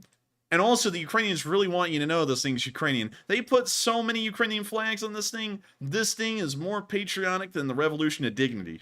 But I like it. It's good. We now see it lifting off. And just skimming over the camera, man. That was actually kind of a little scary right there. And it's on its way. Those are pretty mean looking, I'll have to admit. I gotta admit, the Soviets did get it down with a couple of things. One is the Mi-24. I think they did a pretty good job of designing it. It looks like a mean attack helicopter. The other thing that they really got down really well was the MiG-29, which I think is a pretty cool one. And I'll show that to y'all. Because the Ukrainians use this a lot, and I just think it looks neat. This one right here, MiG-29, let me get it at another angle. That right there. MiG-29, pretty decent looking plane. There's one of them in a Slovak camo. And then the other aircraft, I think they did a fairly good job at designing, although this was very late in the Soviet Union's history, was the Su-27, which is also a very nice looking aircraft. Yeah, that's much nicer. I like that one. Yeah, this one looks sleek. I like it. But still, in my honest opinion, nothing beats the beauty of an F-15C. I think the F-15C takes the cake as probably one of the coolest looking aircraft out there, in my opinion. I might be biased, but I like it. It's pretty nice. But is it because it's American? Not really because it's American, but for some reason I just view this as the top air superiority fighter in the world. And I know that the F-22 now outclasses this thing by a pretty good deal, but I still think it's pretty good, and apparently the Air Force thinks it's really good because they keep on upgrading these things, and there's no planned retirement at this point. They just keep on extending its planned retirement into the future forever. This thing is actually planned to retire after the F-22 retires at this point. Interesting. Yeah, so it's an all-around good plane. Also, I see so many of y'all. Okay, we got a runner up here. I know. I'm sorry, everyone. I actually forgot about this one. The F-14 Tomcat. Probably one of the meanest looking aircraft out there. A beaut. The Americans really did a top-notch job on designing this thing. And they look so good. Also, the sweep wing was a really neat feature on this aircraft. One of the few, I guess you could say, air superiority aircraft that the United States made that was a sweep wing. There were a couple more, but not a lot of them. And most of those ended up being like aardvarks and things like that. But this is a pretty good looking plane. I like the F-14, but I still think, in my opinion, the F-15 is just a little bit better. And I will die on that hill. I just believe it with my heart. And so with that, I hope that addresses that little rabbit hole fairly well about the aircraft. But this is one of the things that the Soviets actually got right, was the Mi-24. Also, they painted little eyes on the intakes up there, you see?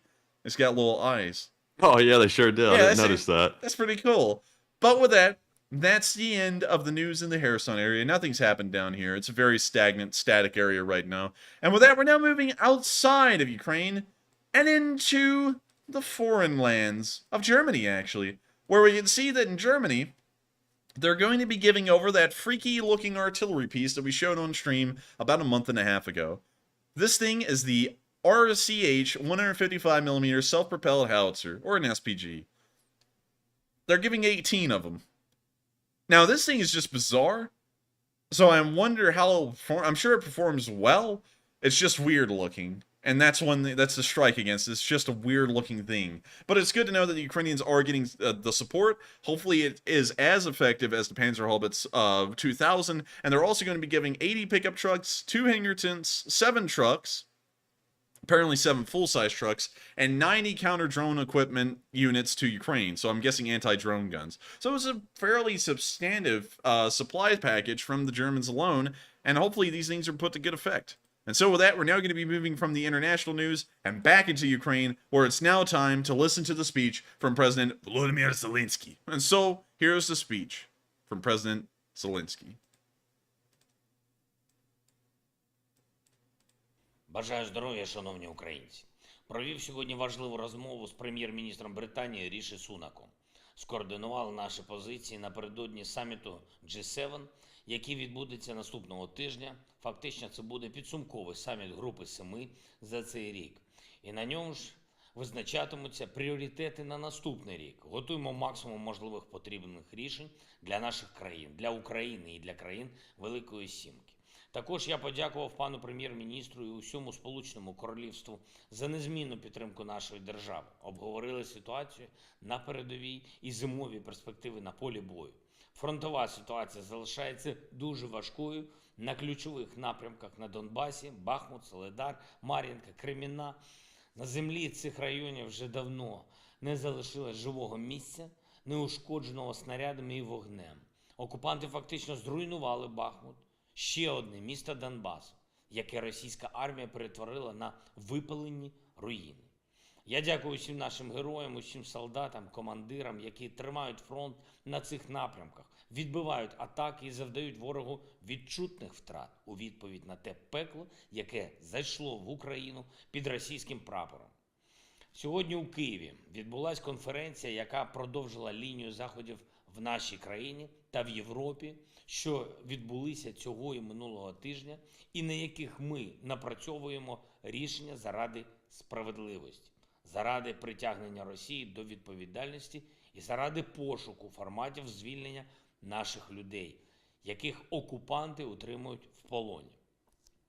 Відчуваємо підтримку як від держав, так і від міжнародних організацій та правозахисних інституцій. Сподіваюсь, найближчим часом ми зможемо повідомити конкретні деталі. До речі, з прем'єр-міністром Британії обговорили результати візиту першої леді України в Лондон. Її виступ в британському парламенті від імені нашої держави Олена запропонувала Сполученому Королівству проявити лідерство саме в питанні про справедливість у створенні спеціального трибуналу щодо злочину агресії Росії. Це один з пунктів української формули миру. І для мене дуже важливо бачити зараз в міжнародній комунікації, що глобальні лідери дійсно почули українські мирні пропозиції. Я нагадаю, що формула миру – це 10 пунктів від ядерної безпеки до відновлення територіальної цілісності нашої держави, від енергетичної безпеки до повернення усіх військовополонених і депортованих, які утримуються на території Росії. Це зараз одне з ключових завдань для нашої держави – залучити світ до конкретної реалізації пунктів формули миру. Ми маємо повернути український прапор в усі наші міста, громади України, маємо забезпечити реальну відповідальність держави-терориста за цю війну і маємо гарантувати безпеку усім поколінням українців після завершення цієї війни. Кожен день героїчного опору наших сил оборони, усього нашого народу наближає той день, коли вся Україна нарешті відчує перемогу і мир, реальний, надійний. Сьогодні я представив українське бачення кроків до миру на міжнародному форумі в Стамбулі. Там зосередився на продовольчій безпеці, на українських ініціативах, які додають нашій державі глобальної ваги. Це зернова експортна ініціатива та ініціатива Grain from Ukraine – зерно з України. На цих прикладах прозорих і корисних для нашого народу, для Чорноморського регіону і для всієї глобальної спільноти ми демонструємо, що повернути безпеку цілком реально. Головне – рішучість. Пан президент Ердоган, який був на форумі, я впевнений, почув нашу позицію. Вже готуємось до дуже важливого наступного тижня. Будуть вагомі міжнародні події. Провів сьогодні відповідні наради. Вірю, будуть і вагомі рішення для нашої держави. Слава кожному і кожній, хто воює за Україну. Дякую усім, хто працює заради наших людей. Вічна пам'ять усім, хто віддав своє життя за незалежність. Слава Україні! And with that, Love Ukraine. and with that, that is the end of the speech from President Volodymyr Zelenskyy, and that also wraps up our Day 290 news segment. Thank you all so much once again for watching the news segment. It's been an absolute pleasure to cover the news, and I hope you all have enjoyed it as well. And if y'all did, please make sure to hit the like button, make sure to comment, and also make sure to subscribe. We're about to be moving into the question segment, where we're going to answer all of the super chats that have come in, and as many live chats as we can. Of course, I thank everyone so much once again who throws in super chats, because those help this channel to keep running. And without y'all, this channel wouldn't be possible. And y'all made this possible for 290 days of war, and hopefully we can keep running these streams ad-free. Honestly, I don't really know how to run ads on them. I still wouldn't anyways because they're annoying, but that helps us to keep this thing running and keep this thing alive. And so with that, it's now time to move on into the question segment, but first, on to the polls. All right, so let's hop right into those polls. We have two of them to address, and the first one says, the U.S. claims Iran is the strongest backer of Russian war in Ukraine. What do you think? It looks like 58% said NATO needs to put sanctions on Iran. 4% said not sure, 8% said I'm not concerned by Iran support, and 30% said this was expected, nothing new.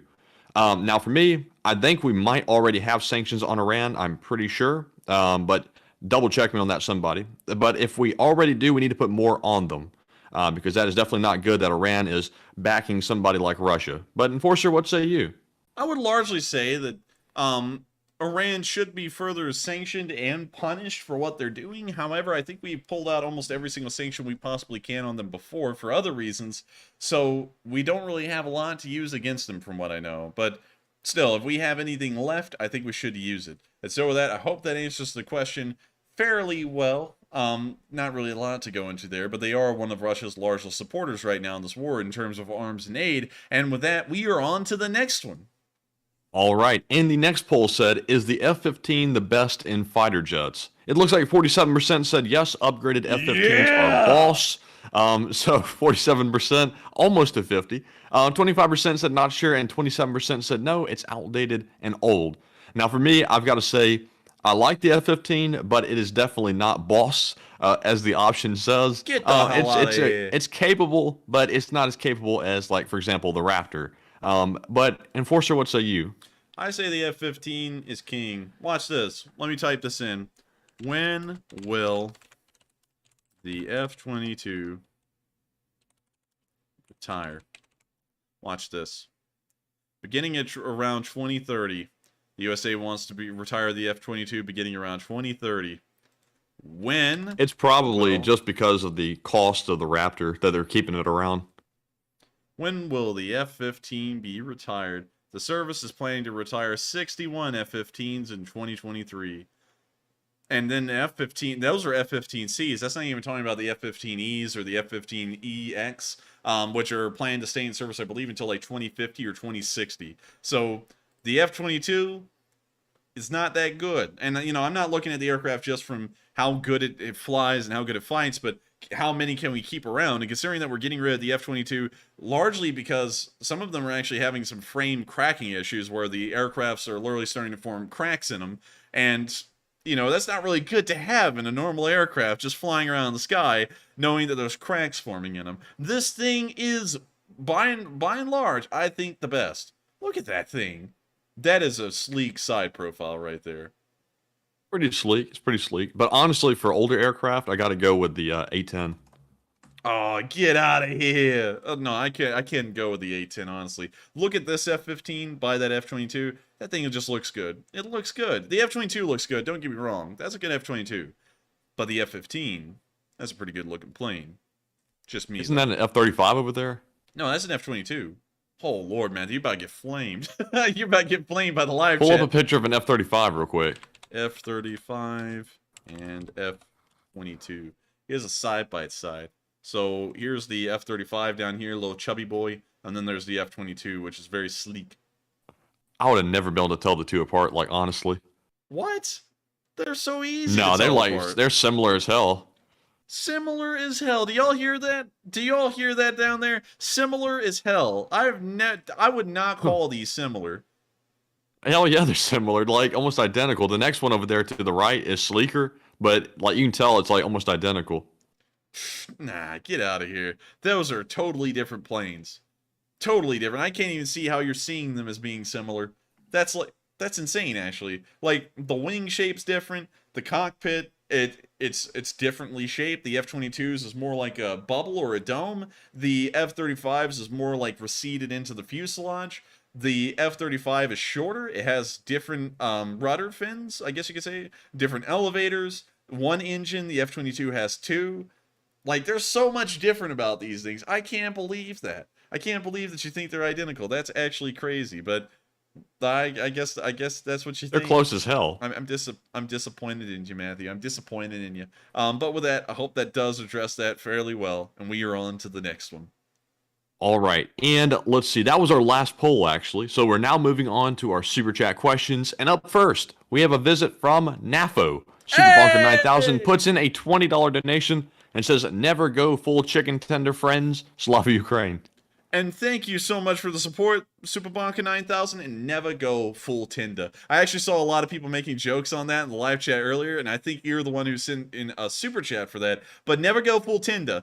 The Russians are going full Tinder, and they're going to get the whole chicken nugget for it. I'm telling you, they're taking the whole thing until they get blown away like they are right now. And so with that, I thank you so much once again for the support, Superbunker 9000, and helping this channel to keep on running, because folks like you really help us to keep this thing alive on a day-to-day basis. And if it wasn't for supporters like you, this wouldn't be possible. And so with that, thank you so much once again for the support. I hope that does address the comment fairly well, and we are on to the next one. And also, I did see Super Bonker say, please take a question from the chat over there in the live chat just a second ago. So the question, sponsored by NAFO, goes to Happy Dragon, who says, Enforcer and Matthew, did Putin just confess to a war crime admitting on hitting civilian infrastructure? Yes, he pretty much did. Because doing that and trying to directly attack civilians, which is really what that's doing, is a war crime. And that's what he just clearly stated.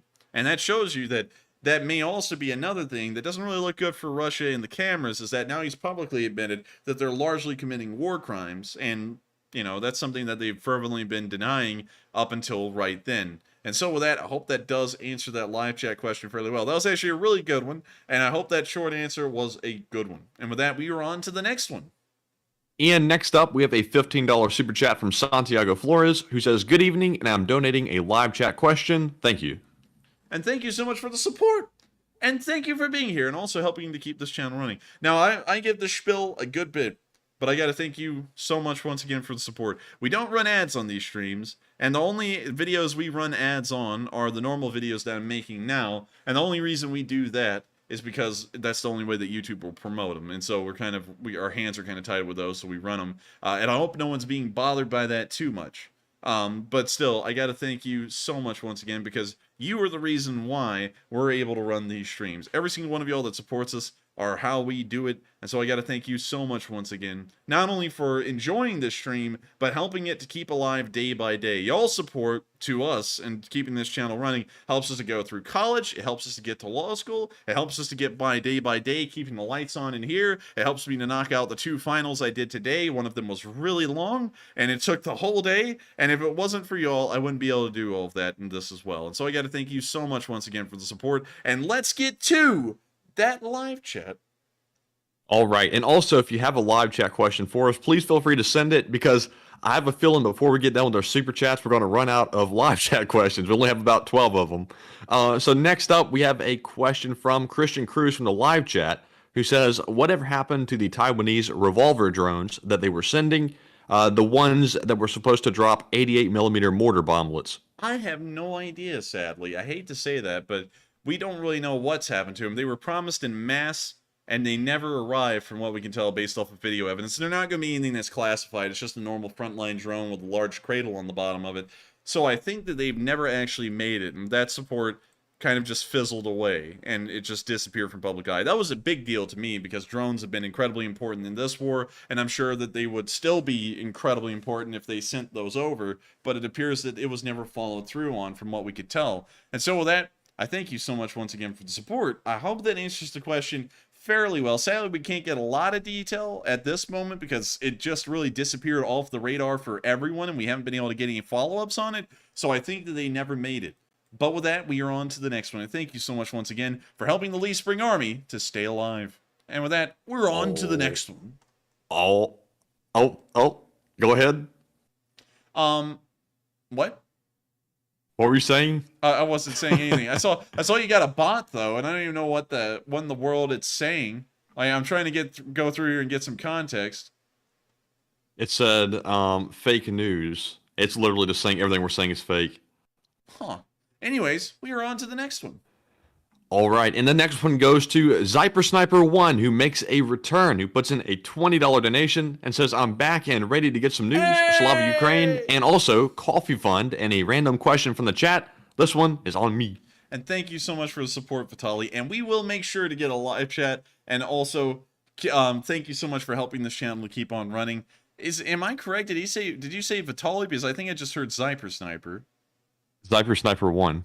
I don't know where you came up with Vitaly. Why did it sound? I thought you said Vitaly, and I was like, wait a minute, I think that's Zyper Sniper. That was anyway. Where am I? But anyways, moving on to the super chat.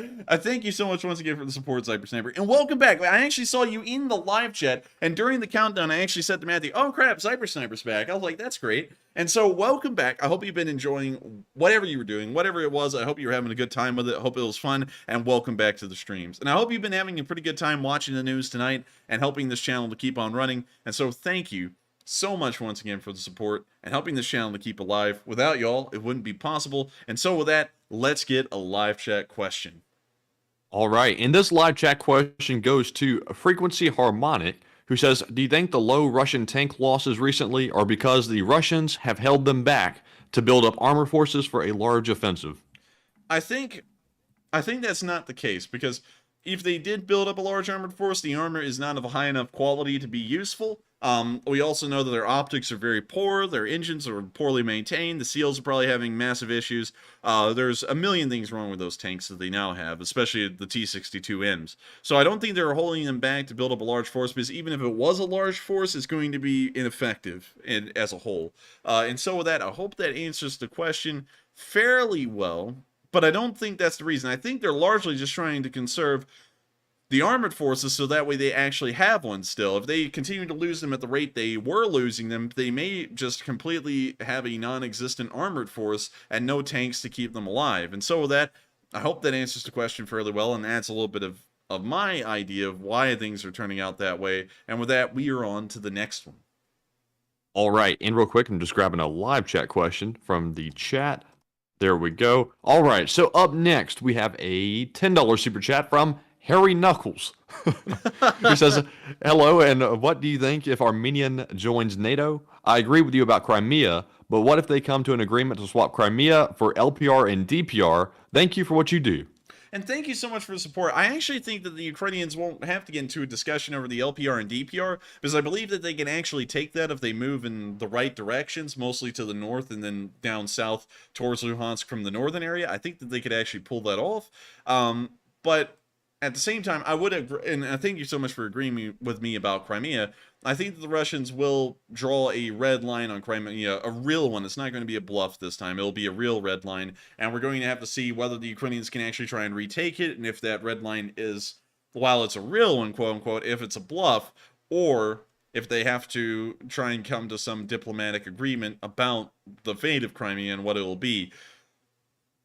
And so, with that, I hope that addresses that part fairly well. But I think that that's really just how it'll turn out, and there's not really a lot to add to that. It's just like, it is what it is. But moving on down to Armenia, I don't know if well, Turkey's a part of NATO, and if they expand that far, pretty much into Asia, well, at least what I see is Asia, why couldn't Armenia join? I think that would actually be a great question to ask, and maybe we'll see in the future that they join NATO as well as Georgia. Perhaps. I'm not really sure on that one, though, but maybe we'll see one day. And then the Russians are really losing, because then Finland joined, Sweden joined, Georgia joined, and Armenia joined. And then the entire reason they went to war in Ukraine is completely pointless, because now NATO forces can be practically anywhere along their western border. And so with that, thank you so much once again for a good question. That was actually a really good question, and I hope we answered that fairly well. And with that, I thank you so much once again for the support, and we are on to the next one. And next up, we have a $10 super chat from Corn Tech, who says decadent capitalist mall was planned for destruction to make way for the glorious tractor factory, minor damage. Yes, my Vladimir. It was meant for tractor factory. This big building around all of these large hay races. Let's check these things out. Do they even look good? No. Definitely not. Wow, those things are hideous. Jeez. Yes, I would like to live in hell, please. One ticket to hell. Hold the hell. This is... It looks almost just like China. You know, honestly, I could see the suicide nets being put out in this area because this is just horrendous. And it's right by this massive mall, which is really the most shocking thing about it. And also, if y'all are wondering where the usual mega mall picture is being taken from, it's being taken from right here. There's the mega mall. It's a mini mall. It's a... I don't think that's a mini mall. That was a joke. You remember the Alabama commercial? It's just a mini mall. I think so. I said that so southern, man. I said, I'm like misquoting it, I think, but it was some dude dancing around like a mini mall and saying it's not a mega mall, it's a mini mall. I don't think I remember that now. I think you completely lost me right there. But moving on down here. You ought here, to pull it up. People would get a crack out of that. I think a lot of people would get a crack out of that commercial. Call a crackhead.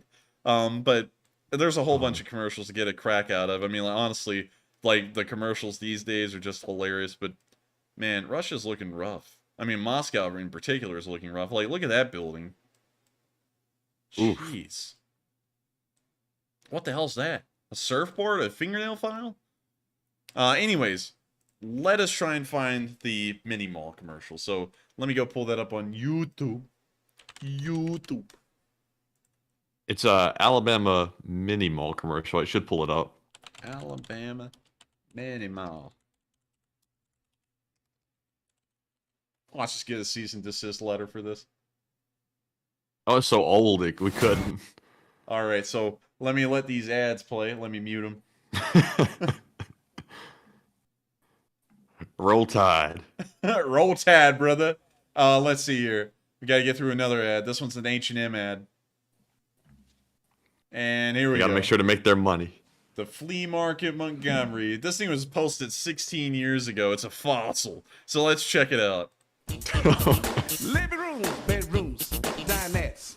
Oh yeah, you can find them at the market. We talking about flea market. Come on, Sammy. Montgomery. It's just like a mini mall. Oh yeah, come shop with us. I said flea market, Montgomery. It's just like a mini mall. Hey, hey, you heard me. Come shop. Living rooms, bedrooms, dinettes. We got it. You need it. You'll find it. It's just like a mini mall. Hey, hey. He's actually got a good beat to it. I said flea market, yeah, seriously. Montgomery. It's just like a mini mall. Hey, hey. Living rooms, bedrooms. Sammy's getting it. Oh yeah. You can find them at the market. We talking about flea market, Montgomery. It's just like a mini mall. I don't remember him like repeating the same thing over and over again like this. A dance. Come on now. To the left. To the All right, that's good. That's good. I don't know, man. I'm kind of getting down to it. This is from... We actually used to live in Montgomery. I've never heard of this commercial before. This is actually pretty funny. But with that, Matthew has all enlightened us all about... It's not a mega mall. It's not a mega mall. It's a mini mall. But anyways, with that, we are on to the next one. And was that even attached to a super chat?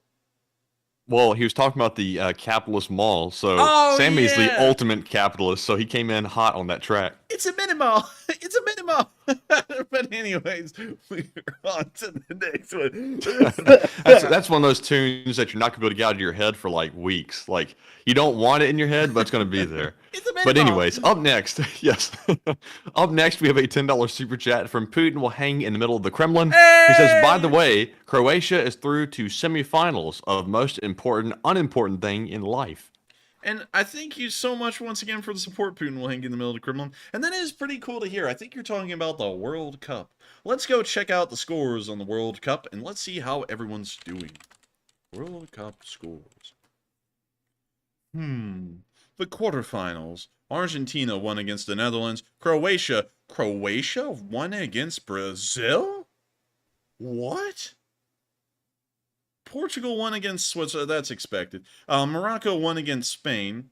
Brazil won against South Korea. So it looks like these are the quarterfinalists. So it looks like Argentina will go up against Croatia. Pretty crazy. Where in the world did the U.S. get beaten out? I know we got beat out somewhere because America's never good at European football. Looks like the Netherlands beat the hell out of us 3-1. So that's unfortunate. And then Switzerland beat the hell out of the Serbs. They get that. They get what's coming to them right there. And what else is interesting here? Oh yeah, America beat Iran. I was glad to see that. And also England beat the hell out of the Welsh. That's historically a trend, sadly, but you know it happened again. So with that, I hope that addresses that. And also, thank you so much for the support Putin will hang in the middle of Kremlin. And also letting us know about that, because that is actually pretty neat to know that Croatia has gotten so far. And also, Matthew, have you heard the whole fiasco going on with Miss Croatia? I haven't.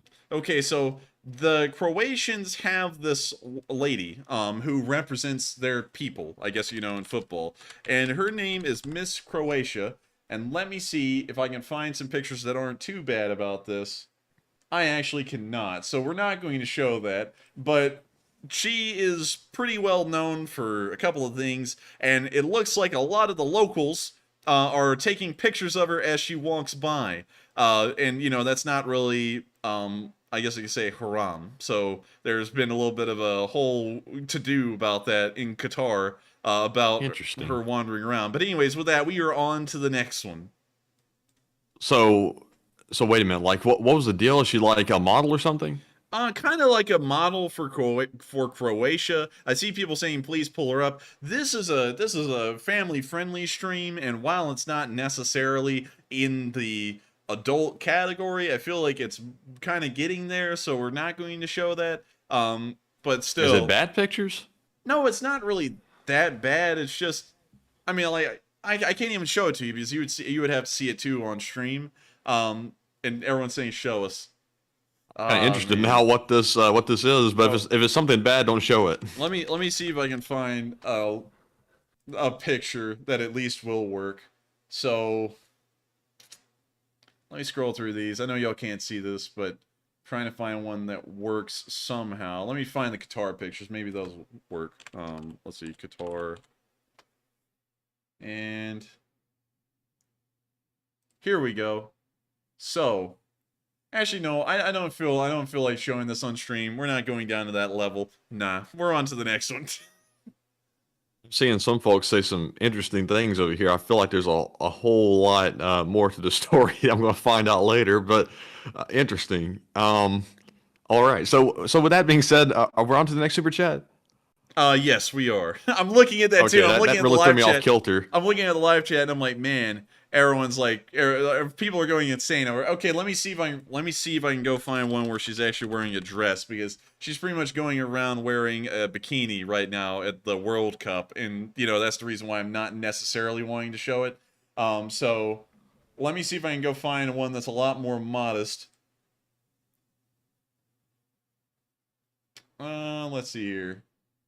This one, maybe that'll work. Here we go. So, this is not going to really give you an idea of what's going on at the World Cup, but this is Miss Croatia, and she wears you see the Croatian shield right there, how it's like a white and red checkered thing? So she wears a bikini around with that color pattern on it, and she is, to say the least, very well built. And so a lot of the Saudi men, well, not the Saudi, the Qatari local men that are at the games have been caught taking pictures of her as she walks by. And so, you know, everyone knows what that is. But at the same time, the locals are trying to insist that they're taking pictures of her to show as examples to their kids as to what not to do. So it's actually pretty funny, but that's about the best I can get into this right now. So with that, we are on to the next one. Right. And I was beginning to see what some of the folks in the live chat were saying. It kind of makes sense now. But anyways, up next, we have a $17 super chat from Ben, who says, Dundin Ben. He says, I will soon watch your streams again. All territory of Ukraine is targeted value for the Ukrainians. I do not think Zappa region will be the next attack, but instead the fortified area around the city of Donetsk. And thank you so much for the support, Ben. And I would largely have to agree that the Ukrainians can really just target anything in Ukraine that they would wish and occupy territory. I think that that's something that they should definitely do without question. And they have been for a while, so good on them. They've been doing an incredible job doing that. And moving on from that, I don't think the Zaporizhia region will be the next attack, but instead the fortified area around the city of Donetsk. I would actually disagree with that a little bit. I think that the next attack will actually be somewhere in the Svatove area, heading towards Starobilsk, because the Russians are very weak in that area, and the Ukrainians can probably make a lot of progress into getting ready to push down into Luhansk from there. So I think it'll actually be more moving in that direction. A frontal assault on Donetsk by the Ukrainians would be practically suicidal and probably wouldn't make any ground. So I feel like that's not going to be their go-to move at the moment, but it may be. I can't rule that out entirely, but I feel like they'll go for the more opportune northeastern area around Svatove. And so with that, I thank you so much once again for the support, Ben. I hope that does address the comment fairly well. And thank you so much once again for the support and being a Lee Spring Army member from New Zealand. You are single-handedly helping us to carry the stream tonight and helping to keep on running. And I got to thank you so much once again for that. And so with that, we are on to the next one. All right, and up next, big shout out to Callie J for putting in a $10 super chat, but without a comment. And thank you very much, Callie, for the support. We know you've been around for a very, very long time, and we do appreciate it, and we appreciate your support in the channel. And up next, we have a $10 super chat from Blue Flam 777, who says, Matt, the F-15 will, I would say that out loud, but we want to keep it PG. But I did see what you said. He thinks the F-15 is really good, and he thinks it's going to show me. He says, LSA and question for the chat, please. And thank you so much for the support, Blue Flame 777. And did he say the F-16 or the F-15? The 15. The F-15, man, oh man. I feel like a person with dementia now, because I just keep on going back to the same thing over and over. But look at him. What you saying, man? Come on, man. but take a look at these things. They're beautiful. They're impressive. These things are top of the line. Look, even Tamiya USA makes a model on these things, and they look Well, that's good. actually a pretty nice model, actually. Yeah, Tamiya actually has some incredible models. I can probably show some, but that's a rabbit hole of a whole other degree. Actually, let's just go through that rabbit hole real quick. Tamiya USA. I actually had one of my models make it into the semifinals of their international competition back when I was a lot younger. I made a M41 Walker Bulldog, and I think if I went back to the right year and the right month, I could find it and show it to y'all, but that would probably take forever. But Ooh, let me... Bronco model goes hard, though. I know, they have so many good ones. I really love the aircraft models that they make. They also make great tank models, so let me see if it'll load. They have an F-14, they have an A-10 Thunderbolt, they have a lot of World War II aircraft. They also have an F-16 that you can paint up in the aggressor livery scheme, which is really cool. The aggressors are like the pretend enemy in war game simulations out in the Midwest and also near California.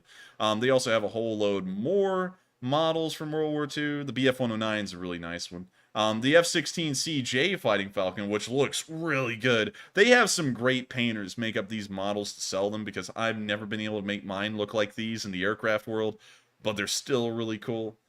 They also have a... I don't know how much they'd cost if you could just like buy them like that, because I definitely can't replicate that either. Man, a lot. A whole load. I mean, like, I've seen some people offer to paint these, and it's like $250 or $300, which is a lot. You know, it's really a lot. And the world of models, that's cheap compared to the model cars I've seen before. I mean, still, I would never pay that much for a model. But moving on down, I'm trying to find some of the cooler ones that we haven't seen yet that are really special. They make a million F-16s. Like, you can really get any kind of F-16 block model you want. Like, here's the Block 2532. Here's the F-16CJ. Like, a million F-16s. Like, here's an F-16 Block 50. They literally make every single variant of the F-16, which probably makes up most of the aircraft they sell. Let's move on. Let me see if they got any Soviet ones or anything other than the United States and Japan. There's the MiG-19. I don't like MiG-19s. English Electric Lightning. That is a really old model, though. You can tell that the mold's old because it looks dated. Let's see what else. F-14, another F-14. That's an F-14A, actually. And did it have an A-10? Let's see, A-10, I think that was on the first page, actually. I'll have to go back and check on that one again. But on the last page here, they got an F-35 Light. That's brand new. I never saw that before. They even have the F-35B, which has the VTOL vent, and I guess you could say the engine in the front. That's really cool. Oh, I thought that was an F-22 when I first saw it. Oh my god. Flame them, everyone. Flame them. Let's look at the cars, because these guys also do a lot of cars. Let's see here. Automotive. Oh, NSX. I don't know Pretty cars. nice. I don't know cars much, Wait. everyone, so. They have a Honda logo on an Acura NSX. That's the Honda NSX. That's right. They have a look-alike. Acura and Honda have the same vehicle. So they got some. Oh, Toyota 86. I like that. They got some really cool ones. They got the Lotus F1 car from, I believe, like the 90s, I think. If I'm not wrong, I feel like I'm very wrong. They got some really cool models, and I really like this Yamaha XV 1600 Roadstar. That's a really cool looking model. And then they just got a whole bunch Skyline. Oh, a Supra. Let me get us over to the next page, and I think they got some really cool stuff.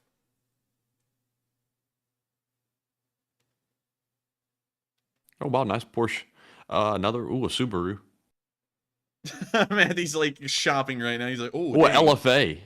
Oh, a GTR. They've got all the best cars on this page. A GTR and an LFA on the same page. And then on the last page, and we won't do this any longer. We'll be moving on from this here in a second. So sorry, everyone. Also, see you around, Paula McDonald. It's been fun having you on. I saw you say that in the live chat. And then moving on to the last bits, just kind of some okay stuff. I don't really see anything sticking out to me here. The A90 Supra. It's a GR Supra. Yep. Pretty neat. The new one. Neat. But with that is Tamiya, just in case y'all are wondering about the models, because that was a pretty nice model of the F-15. And I have to agree with you, Blue Flame. I think that the F-15 is still an incredibly nice looking aircraft. And so with that, we're on to the next one. And thank you so much once again for the support. All right, so back to our super chats after that little small minuscule rabbit hole. We have a $20 super chat from Panama Floyd, who has very strong words for the Qataris. F the Qataris, in the words of Panama Floyd. They retracted their instance that alcohol would be sold at stadiums only 2 days before the tournament started, since I just made a comment, pick a question from the chat. And Panama, they really screwed over the alcohol sponsors big time. I think that was a really bad move by the Qataris to do that. On top of that, not only did they do a bad move doing that, but hundreds of laborers were killed in the construction of that stadium. And I find that really funny that the news is covering certain aspects about the World Cup in Qatar, like, no alcohol allowed and the other political statements that the Qataris been making. And for some reason, we're overlooking the hundreds that were killed building the stadium. They were directly killed in involvement with building it. It wasn't like, people who went home and committed suicide or anything, and they were loosely associated with building the stadium, and that was counted as, deaths associated to it. These people literally died of heat stroke in the middle of constructing the thing on the grounds of the building. So I find that to be really bizarre that we're not really covering how bad Qatar really is when you look at it from all kinds of perspectives, not just the ones that are being emphasized right now, but how many workers were also killed, because that's pretty messed up. If that many workers, let me type this in. How many workers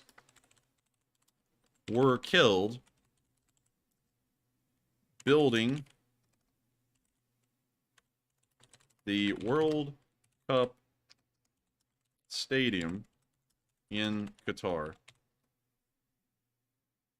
Let's see. So according to Sporting News, how many workers have died there? According to Qatari officials, there were between 450 deaths among workers of the World Cup stadium construction sites. That's a pretty big range, 450. That's a really big range, which really tells us that it's more towards the high end, in the 300s or 400. And that's how many people... It could have been 400, it could have been 50, who knows? and then the actual estimate, according to well, actually that's according to a talk show host, so I don't really know how he's been on the ground counting the deaths, but he says it's in between 400 and 500. So it's rather high, and I don't know why anyone didn't cover that, because not only did they screw over their sponsors, but they also screwed over a lot of the workers who were working on the stadium and worked them literally to death. And so with that, I hope that does... Also, I saw Spaz in the live chat say a reporter that was pressing the worker issue in Qatar dropped dead a few hours ago. And I saw that headline just a second ago, and I was thinking, I wonder if that's above board or not, because that was kind of a weird coincidence. You ought to punch that up real quick, Enforcer. Let's see here. So what was it again? It was a reporter in Qatar that dropped dead like a few hours ago. A reporter dies at World Cup. American soccer journalist Grant Wall dies at 49 in Qatar. Isn't this guy a pretty big name journalist? Could be. One of the most well-known soccer writers in the United States died early Saturday while covering the World Cup match between Argentina and the Netherlands. He was 49. U.S. media seated him near. The U.S. media seated near him said Wall fell back in his seat in the press box during extra time, and reporters adjacent to him called for assistance. Emergency services workers responded very quickly, the reporter said, and the reporters were later told that Wall had died. Wall was covering his 8th World Cup. He wrote Monday on his website that he visited a medical clinic while in Qatar. So apparently, it actually looks like, according to his tweet on, or whatever his post was on the internet, it looks like he may have actually worked himself to death. So interesting. I would say, considering that he was surrounded by people and this didn't end up like the reporter in Saudi Arabia who entered a government office and then was literally chopped up to death in that office, this guy died around a whole bunch of other reporters pretty much. So what did he say he died of? Let's see. It might be below. They gave me antibiotics. Let's see. I'm basically canceled. Napped. I'm doing slightly better. Everyone's coughing here, and like this, by no means limited to me. Got a crazy cough, sounds like a death rattle sometimes. The only thing that surprised me, actually, is that there isn't that much the disease around. I thought there might be a real issue with that. We're not seeing disease cases. We're just seeing a lot of general sickness, cough, and colds, and I can't wait to be on the other side of what I have. But I'm going to be ready to go. I'm attending on Friday. So it doesn't really seem like it says exactly what he died of, but it seems like he either died of overworking or a mixture of overworking and sickness, or a heart attack or something similar. We'll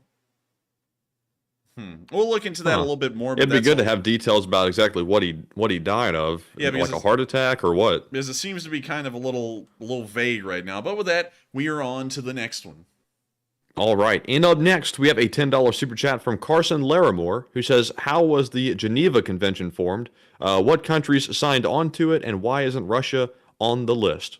So, the Geneva Convention was formed, I believe, let me actually go back, because I'm going to be honest with you, I don't know the exact history of the creation of the Geneva Convention off the top of my head, and I'm not going to try and BS you and make you think I do know. So let's pull up the Geneva Convention founding. So let's see, it was founded in 1949, known as the Geneva Conventions of August 12th, 1949. I believe the Geneva Conventions, yes, they've been around for quite a while. In 1864, they were established, and they were relief to the wounded. Well, I'm sorry, actually, that's just part of it. But anyways, they started off in 1864, and let me see if I can find some more information for that. Let's see about going to the Encyclopedia Britannica and seeing if they have an answer. The international treaties concluded in Geneva between 1864 and 1949. The development was closely associated with the Red Cross, whose founder, Henry Dunant, initiated international negotiations that produced a convention for the amelioration of the wounded in time of war in 1864. This convention provided for 1, the immunity from capture and destruction of all establishments for the treatment of wounded and sick soldiers and their personnel. 2, the impartial reception and treatment of all combatants. 3, the protection of civilians providing aid to the wounded, and 4, the recognition of Red Cross symbol as a means of identifying persons and equipment covered by the agreement. So really, the Geneva Convention started off as a protection for the Red Cross and their operations in trying to help out wounded soldiers regardless of their affiliation. So that would be the history of it. I believe that every once in a while, a new Geneva Convention is created. It's largely just an amendment to the older ones, and it's kind of up to countries to agree to it. Whether or not you really agree to it, you're expected to follow the Geneva Convention in a way, in one form or another, and that's something that I believe started to veer off for the Russians at the time of the Soviet Union. They said they would never agree to the Geneva Convention as far as I know, and I believe also the Germans... I believe the Germans actually said in the Second World War that they were following the Geneva Conventions, but the true story of how they treated American POWs, which was actually quite well, as versus Soviet POWs, which was incredibly poor, and usually they would just send them to death camps or labor camps, was entirely different. But with that, I hope that answers the question fairly well. And I hate that I had to Google it, but I hope that does give a fairly decent answer as to how it actually started, and maybe an answer as to why the Russians aren't currently a signer of the Geneva Conventions or the current iteration of it. And so with that, I thank you so much once again for the support, and we are on to the next one. And next up, we have a $7 super chat from Farbod A, who says, Enforcer, the deep state map has a satellite view that you can use instead of rotating between Google Maps. It is located at the bottom right above the distance measurement. And it looks like we found it. Look at that. Oh, thanks, Farbod. Thank you so much for the support and also letting us know this information. And now you can see exactly where they are. Is that cool or what? That really helps out a lot. And I thank you so much for that. That was a really good thing that you just shared with us. Wow. Wow. Oh my God. But anyways, thank you so much once again. This actually is going to help us out a great deal going on in the future. And I thank everyone so much for helping us to eventually learn a thing here and there about how this map works. And so with that, we are on to the next one. And thank you so much once again. All right, and up next, we have a $5 super chat from Smart Lucker, who says, please check out Murphy's channel. He just made a video portraying the modern history of Ukraine. He is Ukrainian, and the video is worth 20 minutes of your time. And let's see, could you tell me how to type that channel in real quick, Matthew? It's Murphy. Murphy. That wasn't really a spelling, and it looks like I couldn't find it from that, so could you spell that out for me? Murfety. Okay, because that sounded like Fidy, not Murphy. That sounded like Murphy. But here we go. It looks like this guy does country balls. And if y'all have ever been around for a while on the internet, you'll know that the country balls have been a thing for ever since the inception of the internet. I don't really know where they come from, but pretty interesting to see. Really neat channel. And I think this guy's been around for quite a long while. I think he's been doing this for ages, because I think I've seen one of his videos years ago. But with that, I thank you so much once again for support and sharing this channel with us. And I will make sure to try and check this out and see about getting a better look at what his videos are about, because if I remember correctly, they are pretty interesting. And so with that, we are on to the next one. And thank you so much once again for the support and helping this channel to keep on running. All right, and moving right along, we have a $12 super chat from Putin will hang in the middle of the Kremlin, who says, I'm sure you don't follow real football, so I will inform you. Croatia is current vice champions, lost to France in finals last World Cup, so it's not really a surprise. And I thank you so much for the support, Putin will hang in the middle of the Kremlin. And for some reason, I thought, if I remember correctly, like Brazil and France were like the best in the world. I didn't know it was actually Croatia last time as well, and France. France almost always dominates for some reason or another. I don't really know why. The British actually kind of invented football, and yet I think they've only won one World Cup. I don't know what's up with that. But anyways, moving on from that, Croatia is a pretty interesting country for many reasons, and Miss Croatia and what's going on with that right now, the World Cup, is one of those reasons at the moment, but they're an incredibly interesting country nonetheless, and I think they have a really neat history. Also, they're known for having this really cool place called Split, and if you go to Split, you can actually see this little area right here, I believe. Let me make sure I'm correct on this one. Yeah, I think this is it. This is actually Diocletian's palace. Well, yeah, kind of Diocletian's palace, I believe. And you can actually see that it says Diocletian's palace right there. Like, I actually got that right. I was thinking, I hope I get the Roman emperor who built this thing right. And you can see that parts of it still stand to this day, although they've been heavily modernized in some ways at other points in history. But this was actually the whole square rectangular area right here was Diocletian's palace, way away from Rome. And Diocletian generally lived here for a while. And then someone came and I think assassinated him in the middle of this palace. But it was in the middle of nowhere at the time. Literally nothing was around this. It was just the palace and that's it. And I think Croatia is a pretty cool country just really for that one historical fact alone. And so with that, I thank you so much once again for the support. I hope that addresses a little bit of Croatia's history and also their part in the World Cup right now as well. And with that, we are on to the next one. And thank you so much once again for the support and helping this channel to keep on rolling. All right, and up next, we have a $5 super chat from Stepan, who says, is this Putin's first time admitting that Ukraine is a country since the start of the war? I would say not so. He has been saying that they've been a country, but I believe what he's been saying is that they're a mistake or they have a government of fascists and other kinds of things. And he has admitted that a lot, But so I don't think it's that exceptional in that regard. And so with that, I thank you so much for the support. I hope that does address the comment fairly well. And with that, we are on to the next one. And thank you so much once again. And that was a pretty good question.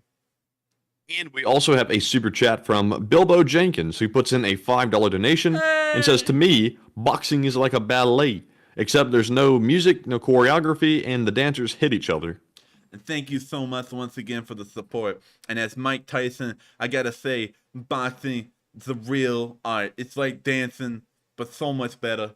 You don't understand. Hey, Mike, I think he just called you a ballerina.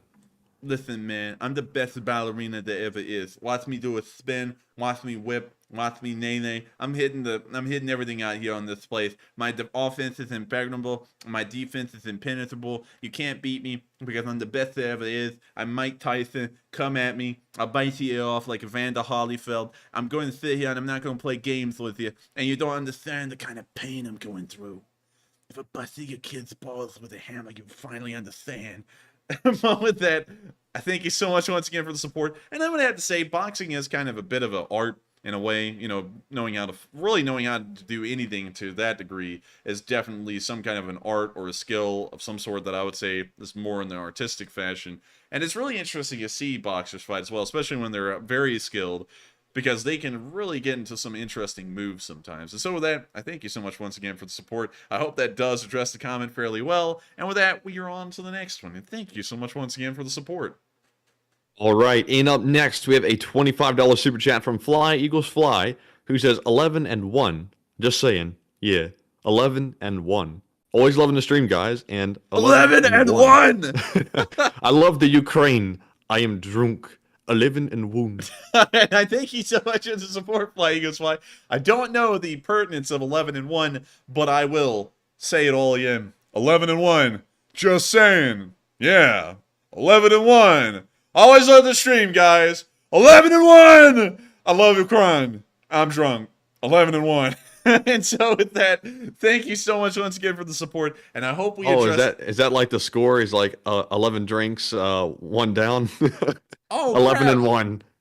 Man, he's about to get liver poisoning if that's the case. Jeez, someone call 911 for a Fly Eagles Fly. He's about to die. But thank you so much once again for the support. And with that, we are on to the Eagles record so far this season. Oh. You love the Eagles, man. Like, you are into the Eagles, and I can't blame you. Your whole thing is about the Eagles. And it's good to hear that they're doing incredibly well. And so with that, thank you so much once again for the support, and 11-1. And with that, we are on to the next one. All right, and also shout out to Mike and Dupper Bob for each putting in a $2 super chat, but without a comment. And thank you both very much for that support. We do appreciate it very much, as usual. And we also have a $5 super chat from Philip Fixes, who says, I got my Coffee Fun hoodie. Yeehaw! Look it up.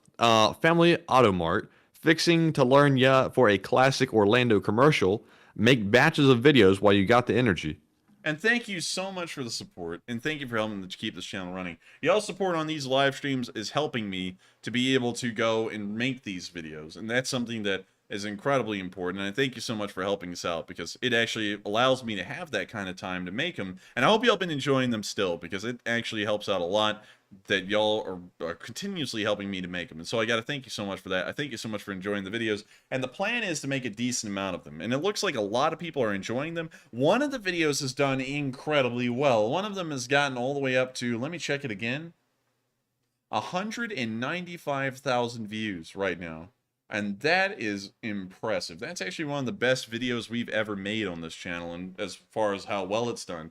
And I think that's great. And I'm glad that a lot of people enjoyed it. We had a lot of bots come in on that one. We made a video on the bots, so they kind of made their own content, which was really cool. But I thank you all so much once again for supporting us, so that way we can keep running these streams and even realize the videos again. And with that, I thank you so much once again for the support. I hope that does address the comment fairly well, and we are on to the next one.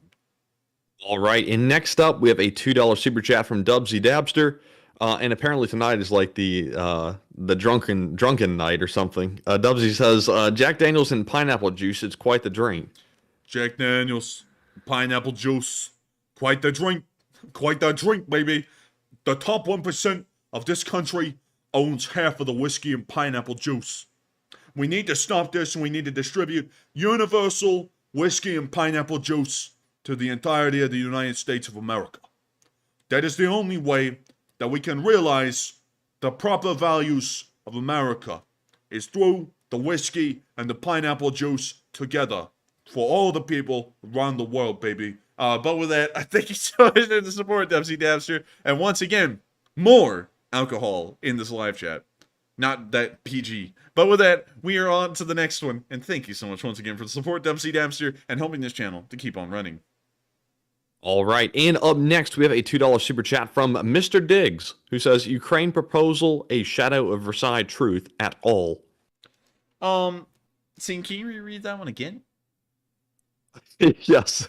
Ukraine proposal, a shadow of Versailles truth at all. And I thank you so much for the support. I don't think we want Versailles to be repeated again because Versailles, the Treaty of Versailles, led to World War II. Literally directly, it was a direct cause of World War II. So I would say we wouldn't want to see it, even a shadow of Versailles. We would want to make sure that whatever we do, the Russians don't end up having anything to resent the West with and retaliate against us in 20 years' time and create even more headaches for us then. But I do thank you for the support, and I do agree with the sentiments. And with that, we are on to the next one. And thank you so much once again for the support. All right, and with that being said, we're moving into our live chat questions. And of course, up first, we have to address our Morse code decoders of the stream. CFA, WF2U, Mark Hodges, and also BME. They say tonight's Morse message reads, Morse code messages are really cool, but you know what really is? You. Slava Ukraine. We have a winner. We're in a casino now. But anyways. The best is yet to come. The best of the best people in the Leaf Spring Army. It's all of you. Y'all are absolutely incredible. Every single one of y'all. I spend billions and billions of hours working on this stream because I care for all of y'all. Y'all are the reason why I am who I am. And I gotta thank you all so much once again. Y'all are absolutely terrific. Y'all are great. I think y'all are the best of the best. And that's why I always spend all this time, every single night, hours before the stream, hours on stream, to make sure to deliver the best news I possibly can. Y'all are the greatest ever. And I thank you so much once again for deciphering that Morse code and making sure that we can continue to keep these streams running. We're always out here. We're repping the set. We're really pumping the nines. We're just doing it all. And I gotta say, we're doing it bigly. We're doing it the best that anyone ever can. And I gotta thank you all so much once again for making this happen. The system is rigged. YouTube is constantly trying to cancel us out and destroy us with everything they got. But we all know that the silent majority that doesn't comment in the live chat helps this thing to keep on running. And also all the guys in the live chat, you guys are original G's. Every single one of y'all. They call y'all the goats. I honestly don't think y'all look like goats, but y'all are definitely the greatest of all time. And so with that, I thank you so much once again. We got Mr. Mini-Me over there in the corner. He's repeating everything I'm saying in a smaller format. But I gotta say, thank you all so much once again for the support. It's just great. It's the best thing ever. And so with that, we're going to keep doing this for the rest of the stream until someone asks us politely to stop. And so with that, thank you so much once again for the support. Well, actually, not the support, but decoding the Morse code message. I make sure to encode that every night for my supporters. And I hope y'all know that y'all are the greatest. Absolutely number one. Everyone. Shout out to Alec Baldwin. Shout out to Alec Baldwin, who really made the Trump impersonations great. We're going to make them great again. But with that, we're on to the next one, and thank you so much once again. Philip Fixer said, please stop, but that's not good enough. We got to have someone cuss us out. So with that, we're going to stop. But with that, we are on to the next one.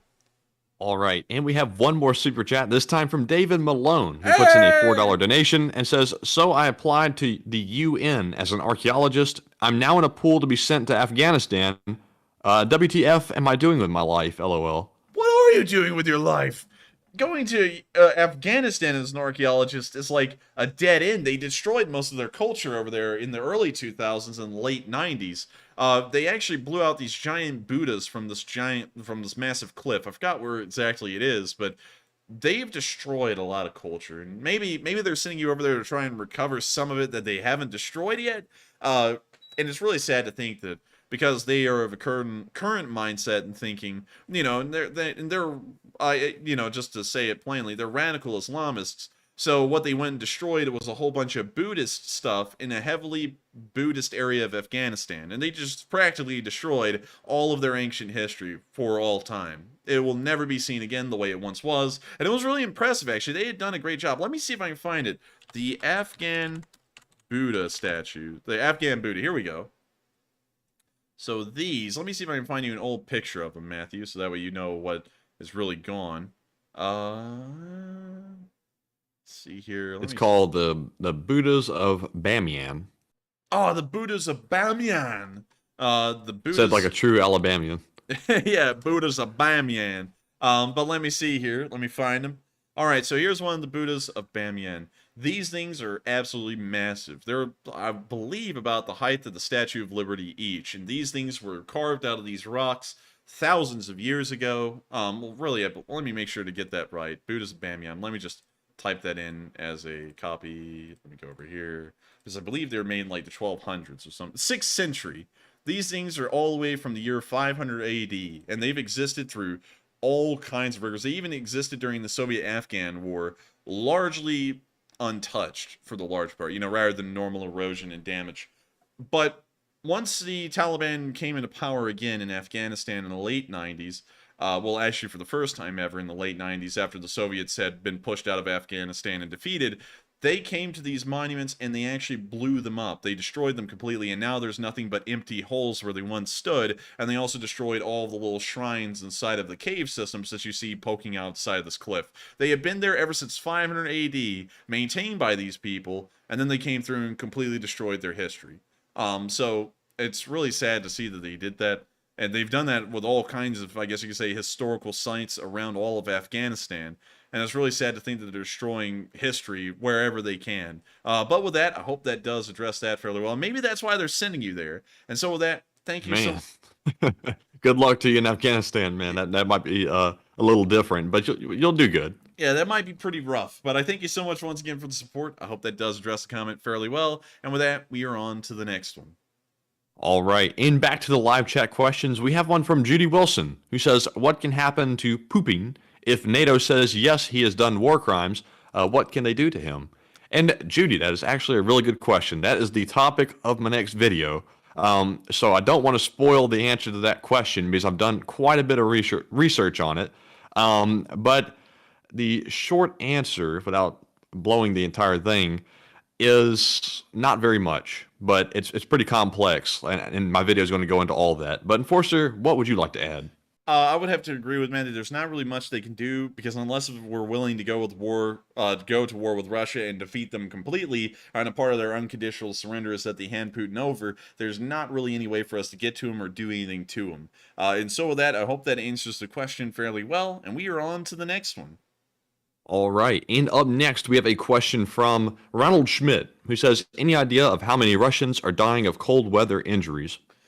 I would say Russians dying of cold weather injuries. We sadly can't really get a good number or ascertain the number on that one. It appears to be largely under wraps. We do know that we have seen a couple on camera that we haven't shown on stream freeze to death, but those have been very few. I think I've only counted about 3 or 4 of them. So I would assume that the actual cold attrition is incredibly low, but the cases of hypothermia are probably fairly high. And so with that, I hope that answers the question the best we can. And with that, we are on to the next one. All right, and up next we have one more super chat, this time from Philip Fixes, who puts in a $2 donation. He says, David Letterman has interviewed Zelenskyy, Slava LSA. And thank you so much for the support. And that is actually really cool to hear that David Letterman has interviewed Zelenskyy. David Letterman's like pretty old at this point. He actually had a late night show at one point. You can see him right here. You remember the late night show with David Letterman, Matthew? Yeah, I do. I had no idea he was in that kind of shape, though. He looks like Santa Claus. Well, he's 75 years old, so he's doing fairly okay. Well, he's only 75? Yeah. Dang, man, he looks a lot older than 75. He looks like about 90. Fine. He looks fine to me. I think he's a-okay. But moving on from that, that is pretty cool to hear that he interviewed him. I actually didn't know that until you said that. And I like to know that this guy is still out there kicking in one form or another. He had a pretty interesting late night show. I liked it. And so with that, we are on to the next one. I hope we addressed that fairly well. All right. And up next, we have a question from Mad Machine, who says, could Ukraine use a washing machine as bait, and when the orcs come, drop a shell? Maybe. I mean, like, I think it wouldn't be that far-fetched of an idea. They have shown that they're pretty dumb, so maybe they would fall for something like that. Who knows? And so I hope we answered that question fairly well, and we are on to the next one. All right, and next up, we have a question from David Erickson, who says, what are the specs of the Leopard 2 compared to the M1A1 Abrams? Thank you. Good question. M1, Abrams. M1, Abrams. We go down to the specs. We go over to Leopard 2 A4. Leopard 2. Let's look at the specs. The armor. We can't really compare the armor. Those are classified values, so it's no point in even doing the armor. Main armament. A L44 120mm Rheinmetall gun. Really just a 120mm Rheinmetall. The US uses in the M1A1, a 120mm L44, which is literally the same. It's actually a Rheinmetall L44 gun, just like the Leopard 2 uses. So in that comparison, they're completely on par with each other.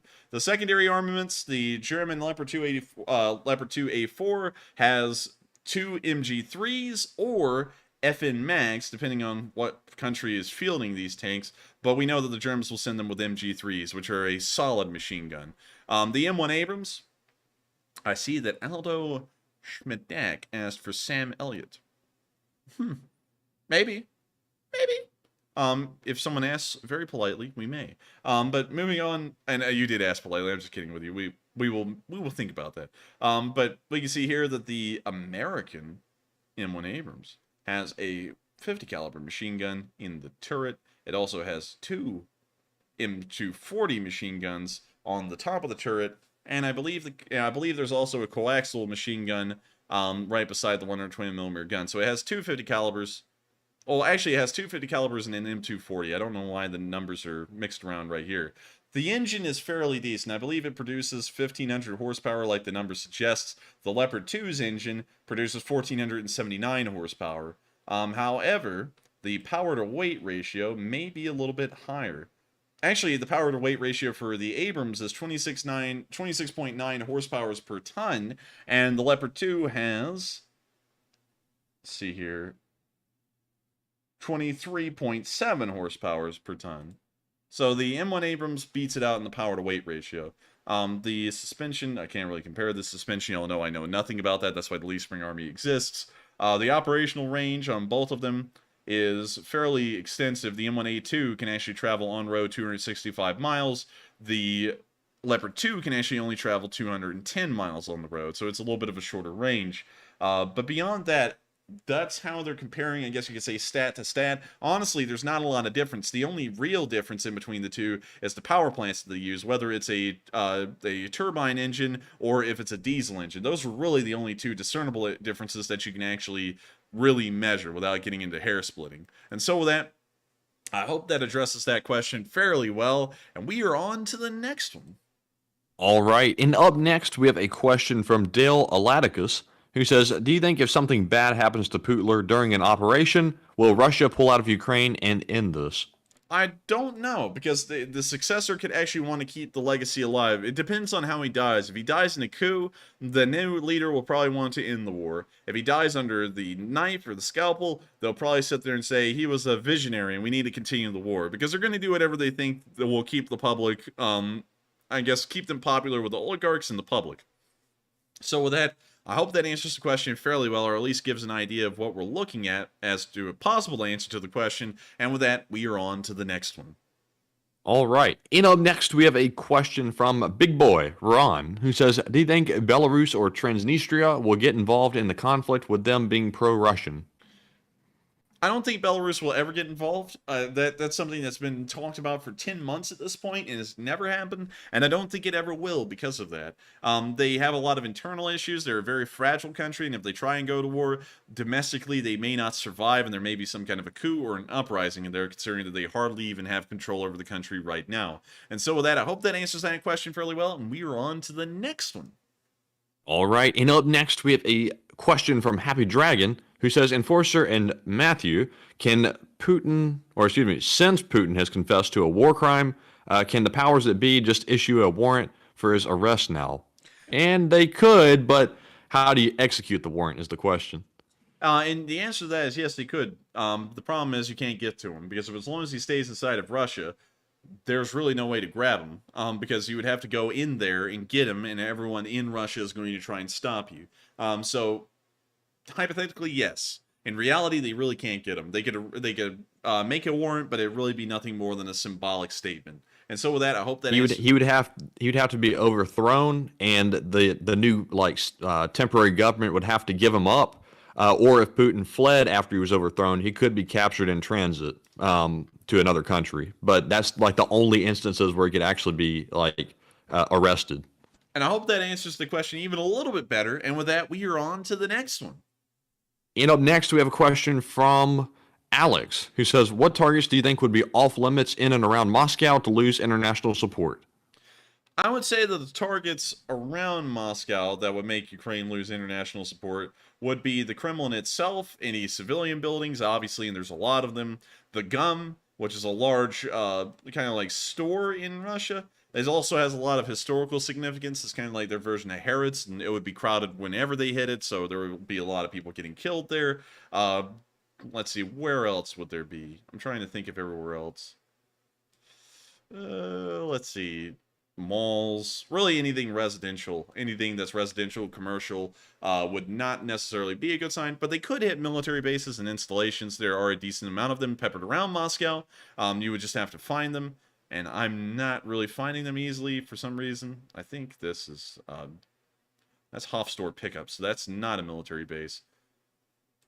I'm trying to find a military airfield, because they actually divide them pretty well in Russia. Like in some places in America, you may have a small little Air National Guard unit in an airport, like a commercial airport, but in Russia, I haven't seen that yet. It appears that the military bases are completely separate, and also it looks like they have a 747 just sitting here in the middle of this airport that's heavily used, apparently, from what we can tell, and it's even going under some renovations on one of the runways, and they just left a 747 and a whole bunch of other aircraft to just rot out here.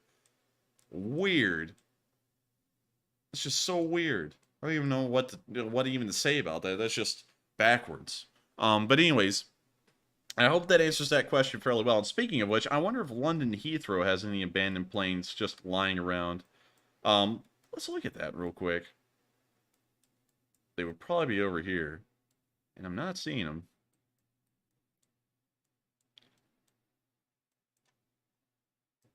Let's see, that is a 787, I think. Ooh, Saudi Arabia. Wait, no, I think that's a Boeing 777, actually. Sorry, that's not a 787. Not seeing any aircraft just lying around in Britain like they do in Russia. And that once again shows you how backwards they are. Oh, look, they had a Concorde here that we didn't know about? Oh, that's pretty cool. That is pretty cool. Hey, that's pretty neat. Let's see, let's look at this thing. Oh, it's just empty on the inside. Huh. The Concorde was really neat. It had a lot of problems, though. And look how small it is compared to an average commercial airliner that's used these days. The thing's tiny. You know, the neighbors around Heathrow were probably glad that thing's not flying anymore. Yeah, I mean, a lot of people complained that they were incredibly loud, and the airlines were finding that it was incredibly expensive to run because it burns so much fuel. And even with how expensive the tickets were, they were just breaking even or losing money running those things. And so when the one crashed in 2002 and rammed into a hotel and killed a decent amount of people in the hotel and everyone on the Concorde, they were like, hey, this is the perfect time to retire the thing. It wasn't really about them being unsafe. It was really more so about their cost of running them. And so that's why only one crash was needed for the Concorde to be retired, when most aircraft can crash like 20 times over and they never even get considered for retiring. Really? Wait a minute. Sanctions just said they ended production of the 747 finally. What? Wait a minute, hang on. Boeing 747 news. What? That's the last one? Just yesterday? Oh. No way. Wow, that is bull. And this one's actually a cargo version for Atlas Air, which is a freight company. What? Huh. Oh my god, that's crazy. They've been making these things since the 70s. And they're one of the most successful commercial airliners out there. Almost every airline on Earth that was a to-be airline or a to-do airline had one of these things. Man, that is crazy. In our lifetime, Matthew, we will see that the Boeing 747 becomes a museum plane. Honestly, it's kind of overdue, if we're being totally straight up. Well, yeah, but I mean, like, this thing is the symbol of the United States of America. Air Force One has been a Boeing 747 for nearly 50 years. Not... What? Are you kidding me? Come on. Come on, White man. Air Force Ones. That Air Force One right there has been the symbol of the United States for 50 years. The Boeing 747 is the pinnacle of, I guess you could say, American, like, performance and the ability to produce things that are almost conceived to be far-fetched. And this was definitely a cutting-edge aircraft for its time. And I hate to think that this is the last time that just yesterday, actually, that a 747 would be produced. That's just also, wow, that is a really nice livery for an Air Force One. I think that's the Orange Man livery that was never put into place. Really? I think that was the one he wanted, something like that. Oh yeah, it is. I think it looked pretty nice. But I still kind of like the blue one a little bit better. But this color scheme kind of reminds me of another plane that Orange Man is related with. Well, you know, honestly, just being honest, it wasn't that bad. I mean, it's not that bad of a design. I like the little maroon color, but at the same time, I don't know how that ties into the Office of the President, because the Office of the President is associated with these colors on the real Air Force One. That's why it has these colors, is because those are the colors of the President of the United States. So I don't really know if the colors would match up with the other imagery for the President, but it's still not that bad of a livery. You know, it's not the worst out there. I would think that, honestly, the worst livery for an Air Force One around the world would be the Russian Air Force One. And I'm not even kidding. I spelled that all wrong. This is Russia's Air Force One, and that just looks stupid.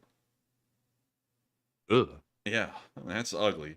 I'm not even being biased right there. I just remembered that thing, and I'm like, ew.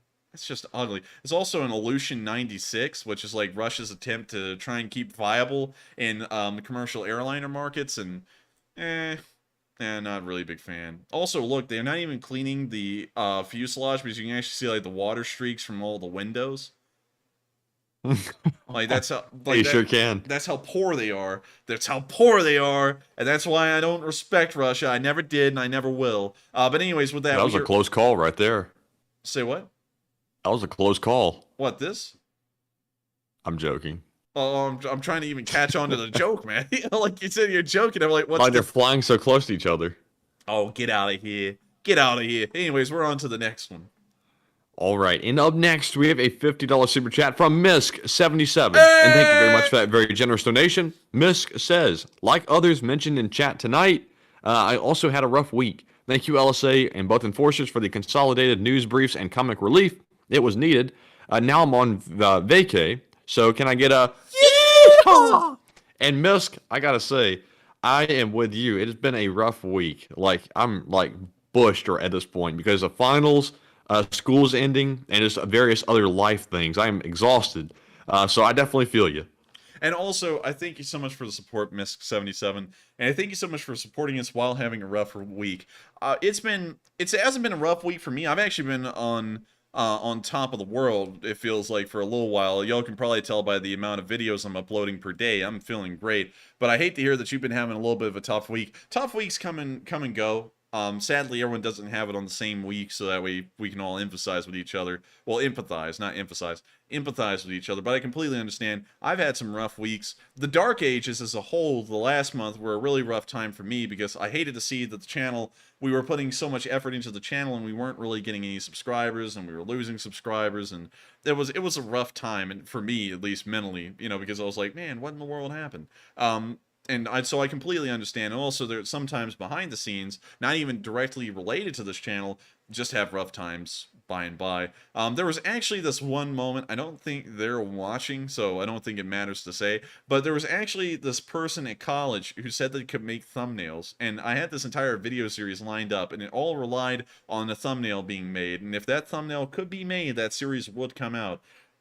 Because everything else was getting lined up in the background. I had people for the film crew and all that stuff, and then they flaked out on the thumbnail. And that was honestly a really tough time for me because I had to take everything I had just done, everything I was working on, and that was the linchpin, and the linchpin fell apart and the whole project collapsed on itself. So that was really tough for me. I didn't tell them that. I was like, no, it's totally fine. Don't worry. It's okay. But I was like, dang it. It's like you just dropped out on me. Like the entire thing revolved around that. And we were supposed to have this totally different video series where I'd be on camera and I would be walking around and talking about stuff in the real world. Never came to be because the thumbnail never got made. So it was kind of like bummed out about that, but I completely understand. And really the entire reason of me telling that story is not to tell you about my woes, is more to tell you that I completely understand. I go through some things that I find to be a tough day, a tough week as a whole, and I'm sure that the entire Lee Spring Army understands, and we're all behind you 100%. And I hope you get through it, and I hope you've been enjoying the comic relief and the news that we've been giving, and hopefully that's been helping to make it a little bit of an easier week, because I would love to know that we help out in some way, rather than just being here and having you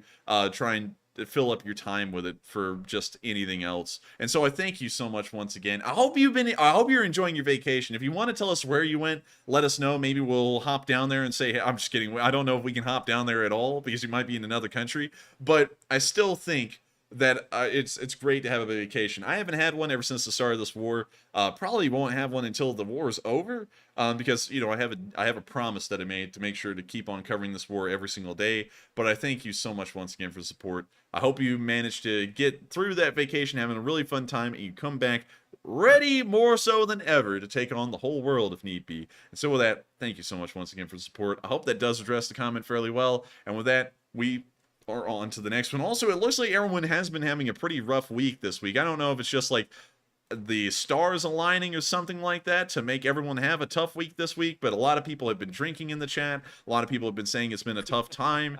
And I hope none of y'all are having too rough of a time. I hope y'all been enjoying the stream tonight. I hope we've been able to distract y'all from whatever's going on in y'all's lives and hopefully allow y'all to have a little bit of a moment of a reprieve by watching the stream. And so with that, we are on to the next one. And just remember, as the enforcer, as the generalissimo, or the general, or whatever we're calling me now, I don't know what y'all are calling me, of the Lee Spring Army, I'm behind each and every one of y'all. And if y'all are going through something, share it with me, and I'll try and help you out the best I can. And so with that, we are on to the next one. And thank you so much once again.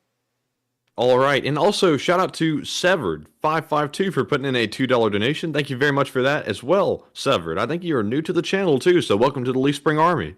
And thank you so much for the support as well, Severed, and welcome to the LSA. Your support, believe it or not to throw the weight of the world on you, that $2 super chat, but this entire stream relies on your support. Right now, he's like sweating bullets. If you don't support, I'm just kidding. It's totally fine if you don't support us. I never put any pressure on anyone to support us, but you actually help us with that $2 super chat to keep this channel running. It's the only way that we run is through viewer support, and we've been able to do that for 290 days. And thanks to you throwing that in, we'll be able to keep on trucking. And so thank you so much, and thank you for joining the Lee Spring Army.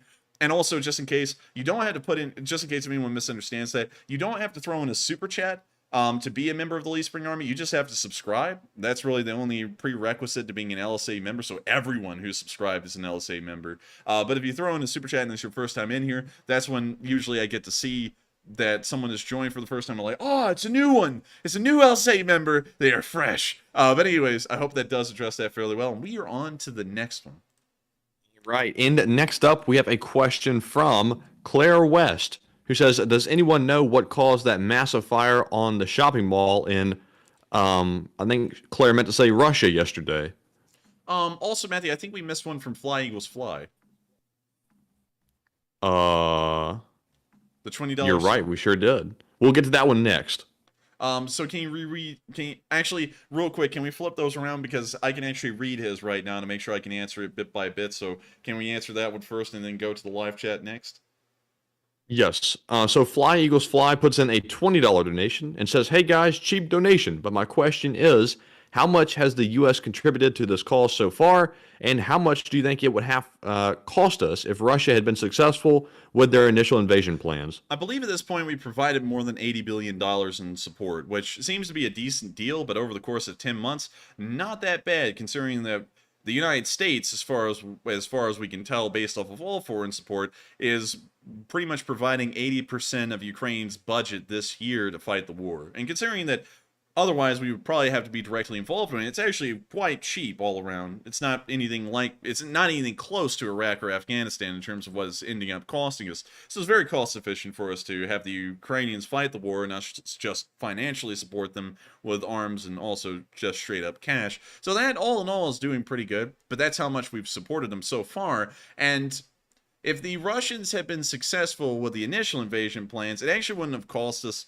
much initially, at least in the actual war in between Ukraine and Russia. It would have cost us practically nothing, because we wouldn't have even had time to provide them financial support. However, in the long run, it would have cost us trillions, because that would have emboldened Putin to think that he can actually take on countries with ease, even larger ones like Ukraine. Well, actually, that's a little bit of an overstatement. Ukraine, economically and militarily, is hardly a large country at all, even compared to smaller NATO countries like Romania.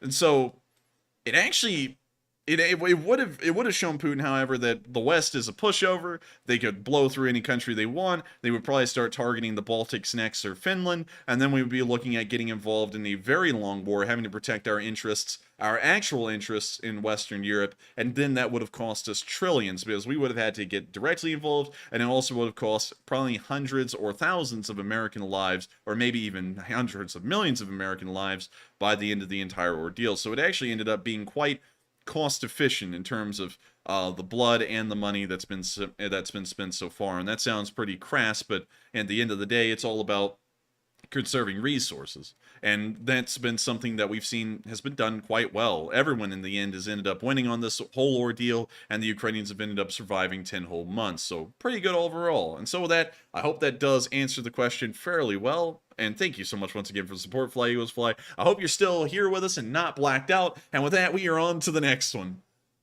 And back to that question from the live chat from Claire West. Does anybody know what caused that massive fire on the shopping mall in Russia yesterday? From what we can tell, it was some kind of explosions inside of the building. We saw an explosion blow an entire structural wall out. So, from what we know, it was bombs inside of the mall. It sounds like one person was killed inside of there. A little unfortunate. But luckily, it wasn't anything like the Russians attacking a bread line in Kharkiv and killing 53 people in a single instance, or the Kramatorsk railway station. So it seems as though civilian casualties were mitigated in that attack, and they were quite low. So with that, I hope that answers that question fairly well, and we are on to the next one. I think Matthew just told me we only have like 4 live chat questions left, if I'm correct. And that is what I have left in the spreadsheet. So up next, we have a question from Jet Fusion, who says, "I saw a message on Twitter from a diplomat from Kazakhstan. Hey, you got it right. Seems, yeah. And it seems that the Russian ambassador is making the same threats to them as against Ukraine. What is the enforcer's take on this?" He did, and I think that's totally out of line. Kazakhstan ought to get the protections that Ukraine is getting from the West. It's going to be very hard to do that, however, because there's a massive border of countries that really wouldn't want us supporting them in between us and them. There's Iran, Turkmenistan, Uzbekistan, Kyrgyzstan, Tajikistan, Afghanistan, Pakistan, and China. And while Pakistan's kind of like, it's really hard to gauge Pakistan on a normal day. Their entire attitude towards the West depends on the weather for the large part, so we can't really rely on them to be a consistent partner and ally. It just depends on if our interests align with them. And so it'd be very hard to support them, but that is really interesting to see that Kazakhstan has largely been slightly friendly to the Russians, and they're still going to threaten them with invasion as well, which I think is really messed up, and especially coming from the ambassador of Russia to Kazakhstan, which doesn't really set a good diplomatic chord with them. And so with that, I hope that gives my take on it, and we are on to the next one. Next we have a question from Turbo B181C. who says, with the current sanctions, how long do you think Russian civilian aviation can keep in the air without parts available? Couple years or a decade?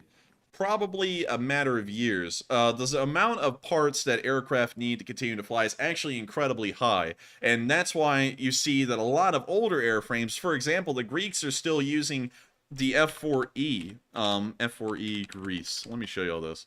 These are some very old aircraft at this point. They're actually relics of a bygone age, but you see one right here.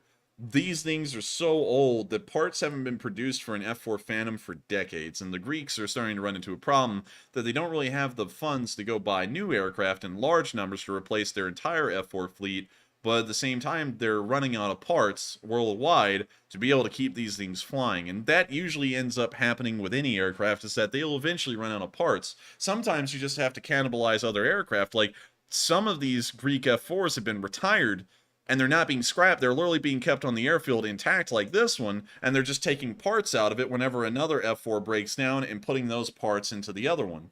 It takes a lot to keep an aircraft running. It's a very expensive venture, and so the Russians may be able to keep their aviation fleet flying for a couple of years, maybe even just 2, and by then they'll be running out of parts if the sanctions still persist. They'll either have to rely on either finding some way to steal the foreign parts and have them imported through quasi companies, which is practically stealing, or they will have to just give up their own aviation sector altogether. Their aviation companies will go defunct because they don't even have aircraft, and that will be the end of Russian airline companies in general. And so with that, I hope that answers that question fairly well, and we are on to the next one.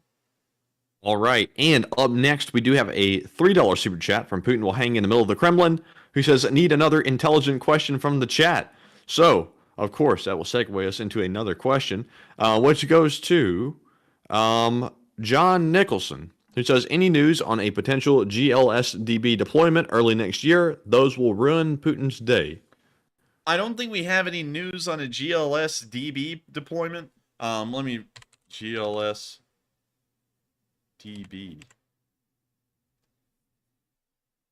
Let me see. Is he talking about the car? GLSDB? No, definitely not the car. I don't know what he's talking about then, because there were 2 companies, and I thought he was talking about these, DB Schenker and GLS. That I think he was talking about, but I'm not really sure. I'm sorry, I hate to say this, y'all, but usually it's all one little acronym, GLSDB. GLSDB. Oh, I'm sorry, everyone. I'm stupid. It's the ground-launched self-diameter bomb. It's the ground-launched small-diameter bomb. I'm sorry, everyone. The abbreviations always get me. I never get abbreviations well. That's now why if they put the Mercedes GLS on the ground, that could ruin Putin's day too. That could change the war forever. The Ukrainians would have so much drip, the Russians would drown. But anyways, moving on from that, I think that we'll probably see these being deployed into Ukraine in some... Well, actually, we already have seen them. The Turks have provided some MLRSs that have been able to fire these off, and we have seen a small number of them in use right now. I think we'll see these in large numbers by the time of March next year. And so with that, I hope that answers the question, and we are on to the next one. And thank you so much, Putin will hang in the middle of the Kremlin, for supporting that question. All right, so it looks like we have 2 more questions to go. Up next, we have one from Nick Moore, who says, Enforcer, do you think Russia would have enough troops to invade Kazakhstan? Russia would probably have enough troops to invade Kazakhstan. It's a very big country, but at the same time, if we look at the Kazakhstan armed forces, they're very small. Incredibly small, as a matter of fact. In the entirety of the armed forces of the Republic of Kazakhstan, there are only 108,000 active personnel, and these are not high-quality troops. They're somewhat low quality. They are pretty much ex-Soviet, and that gives you an idea of what they are. They only have a budget of $4 billion a year, which is also incredibly small, especially for the size. And so I think that the Russians actually could have a good chance of overpowering the Kazakhstanis if they did get into a war, because the Kazakhstanis are not in the same position to be provided Western support like Ukraine is. Ukraine is bordering Western countries, so it's very easy to transport in because all you have to do is move it across the border. But with Kazakhstan, there's no way to reach them, so they'll have to work off of the supply of arms that they have at this moment, and it's all old, dated equipment for the large part. Even worse so than what the Russians are using right now. Well, So in some ways, that's true. In other ways, it's not. But with that, I hope that answers the question fairly well. And I thank you so much once again for the support. And with that, we are on to the next one. Right. And up next, we have a super chat before we get to our final live chat question of the night. The super chat is from Romulus, who puts in a $5 donation and says, Enforcers, keep up the amazing dedication to reporting the news and supporting the Ukrainians. I listen to your stream every day at work. Great stream. And thank you very much, Romulan. And thank you very much, my Romulan friend. It looks like you are from Romulus. Or that may be a reference to Romulus and Remus, who are the brothers who founded Rome, which is actually where Romulus and the Romulans get their name from in the Star Trek series, is from the brother Romulus who founded Rome. They're kind of based on the Romans. Anyways, we're not going down that rabbit hole. I was about to start going down Star Trek lore. I was like, they're actually based on the Romans. But anyways, I thank you so much for the support, and I thank you so much for enjoying these streams and also our dedication to them. I am dead set on making sure, hell or high water, as long as we have breath in our bodies and food in our bellies to keep this thing going, we will keep covering this live stream and this war until the very last day. And I thank you so much for enjoying our commitment to that, because by your support, we're able to keep doing that. And so thank you so much once again, and thank you so much for the high praise and compliments as well. It means a whole load to us. It means more than I think anyone can imagine to get good words and compliments, because we get a lot of people every once in a while, like on the video that blew up, that probably has gotten 200,000 views at this point. A lot of people come through and they have negative comments to say, and some of these people are actual real people, which is really surprising. But with that, thank you so much once again for the support. I hope that does address the comment fairly well. And with that, I think that was the last one of the night, wasn't it? Well, we have one last live chat question, which is from Savetiana, who says, how widespread could the Ukraine-Russian war get as it progresses? Sorry, I don't know if you got my question before.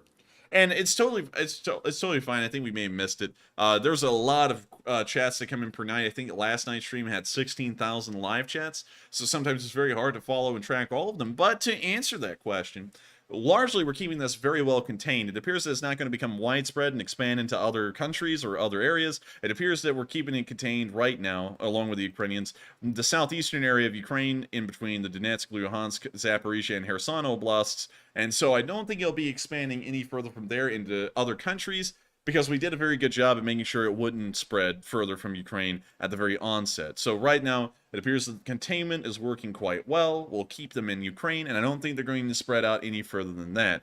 And so with that, I hope that does answer the question fairly well, and I thank you so much once again for a very good one. And with that, it's time for us to round out tonight's stream.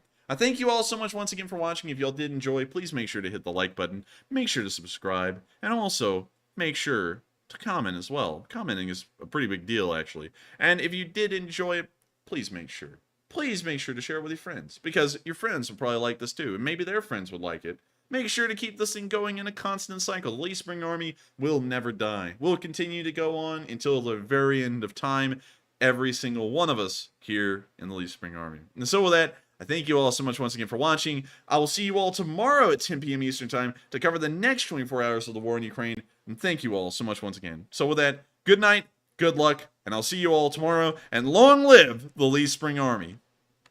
Yeehaw!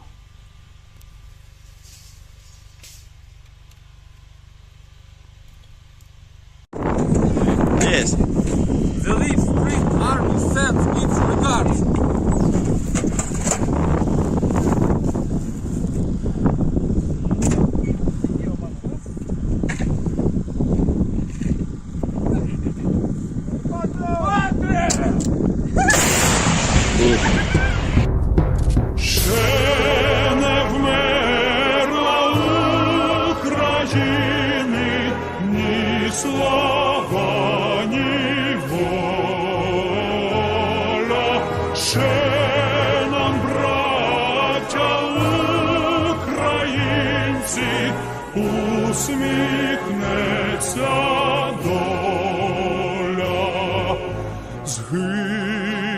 Наші вороженьки, як роса на сонці, запануємо ми, браття, у своїй сторонці, душу тіло ми положим за нашу свободу і покажем, що ми браття козацького роду.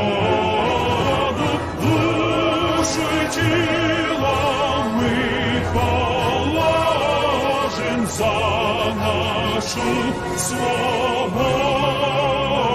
свободу і покажем, що ми браття козацького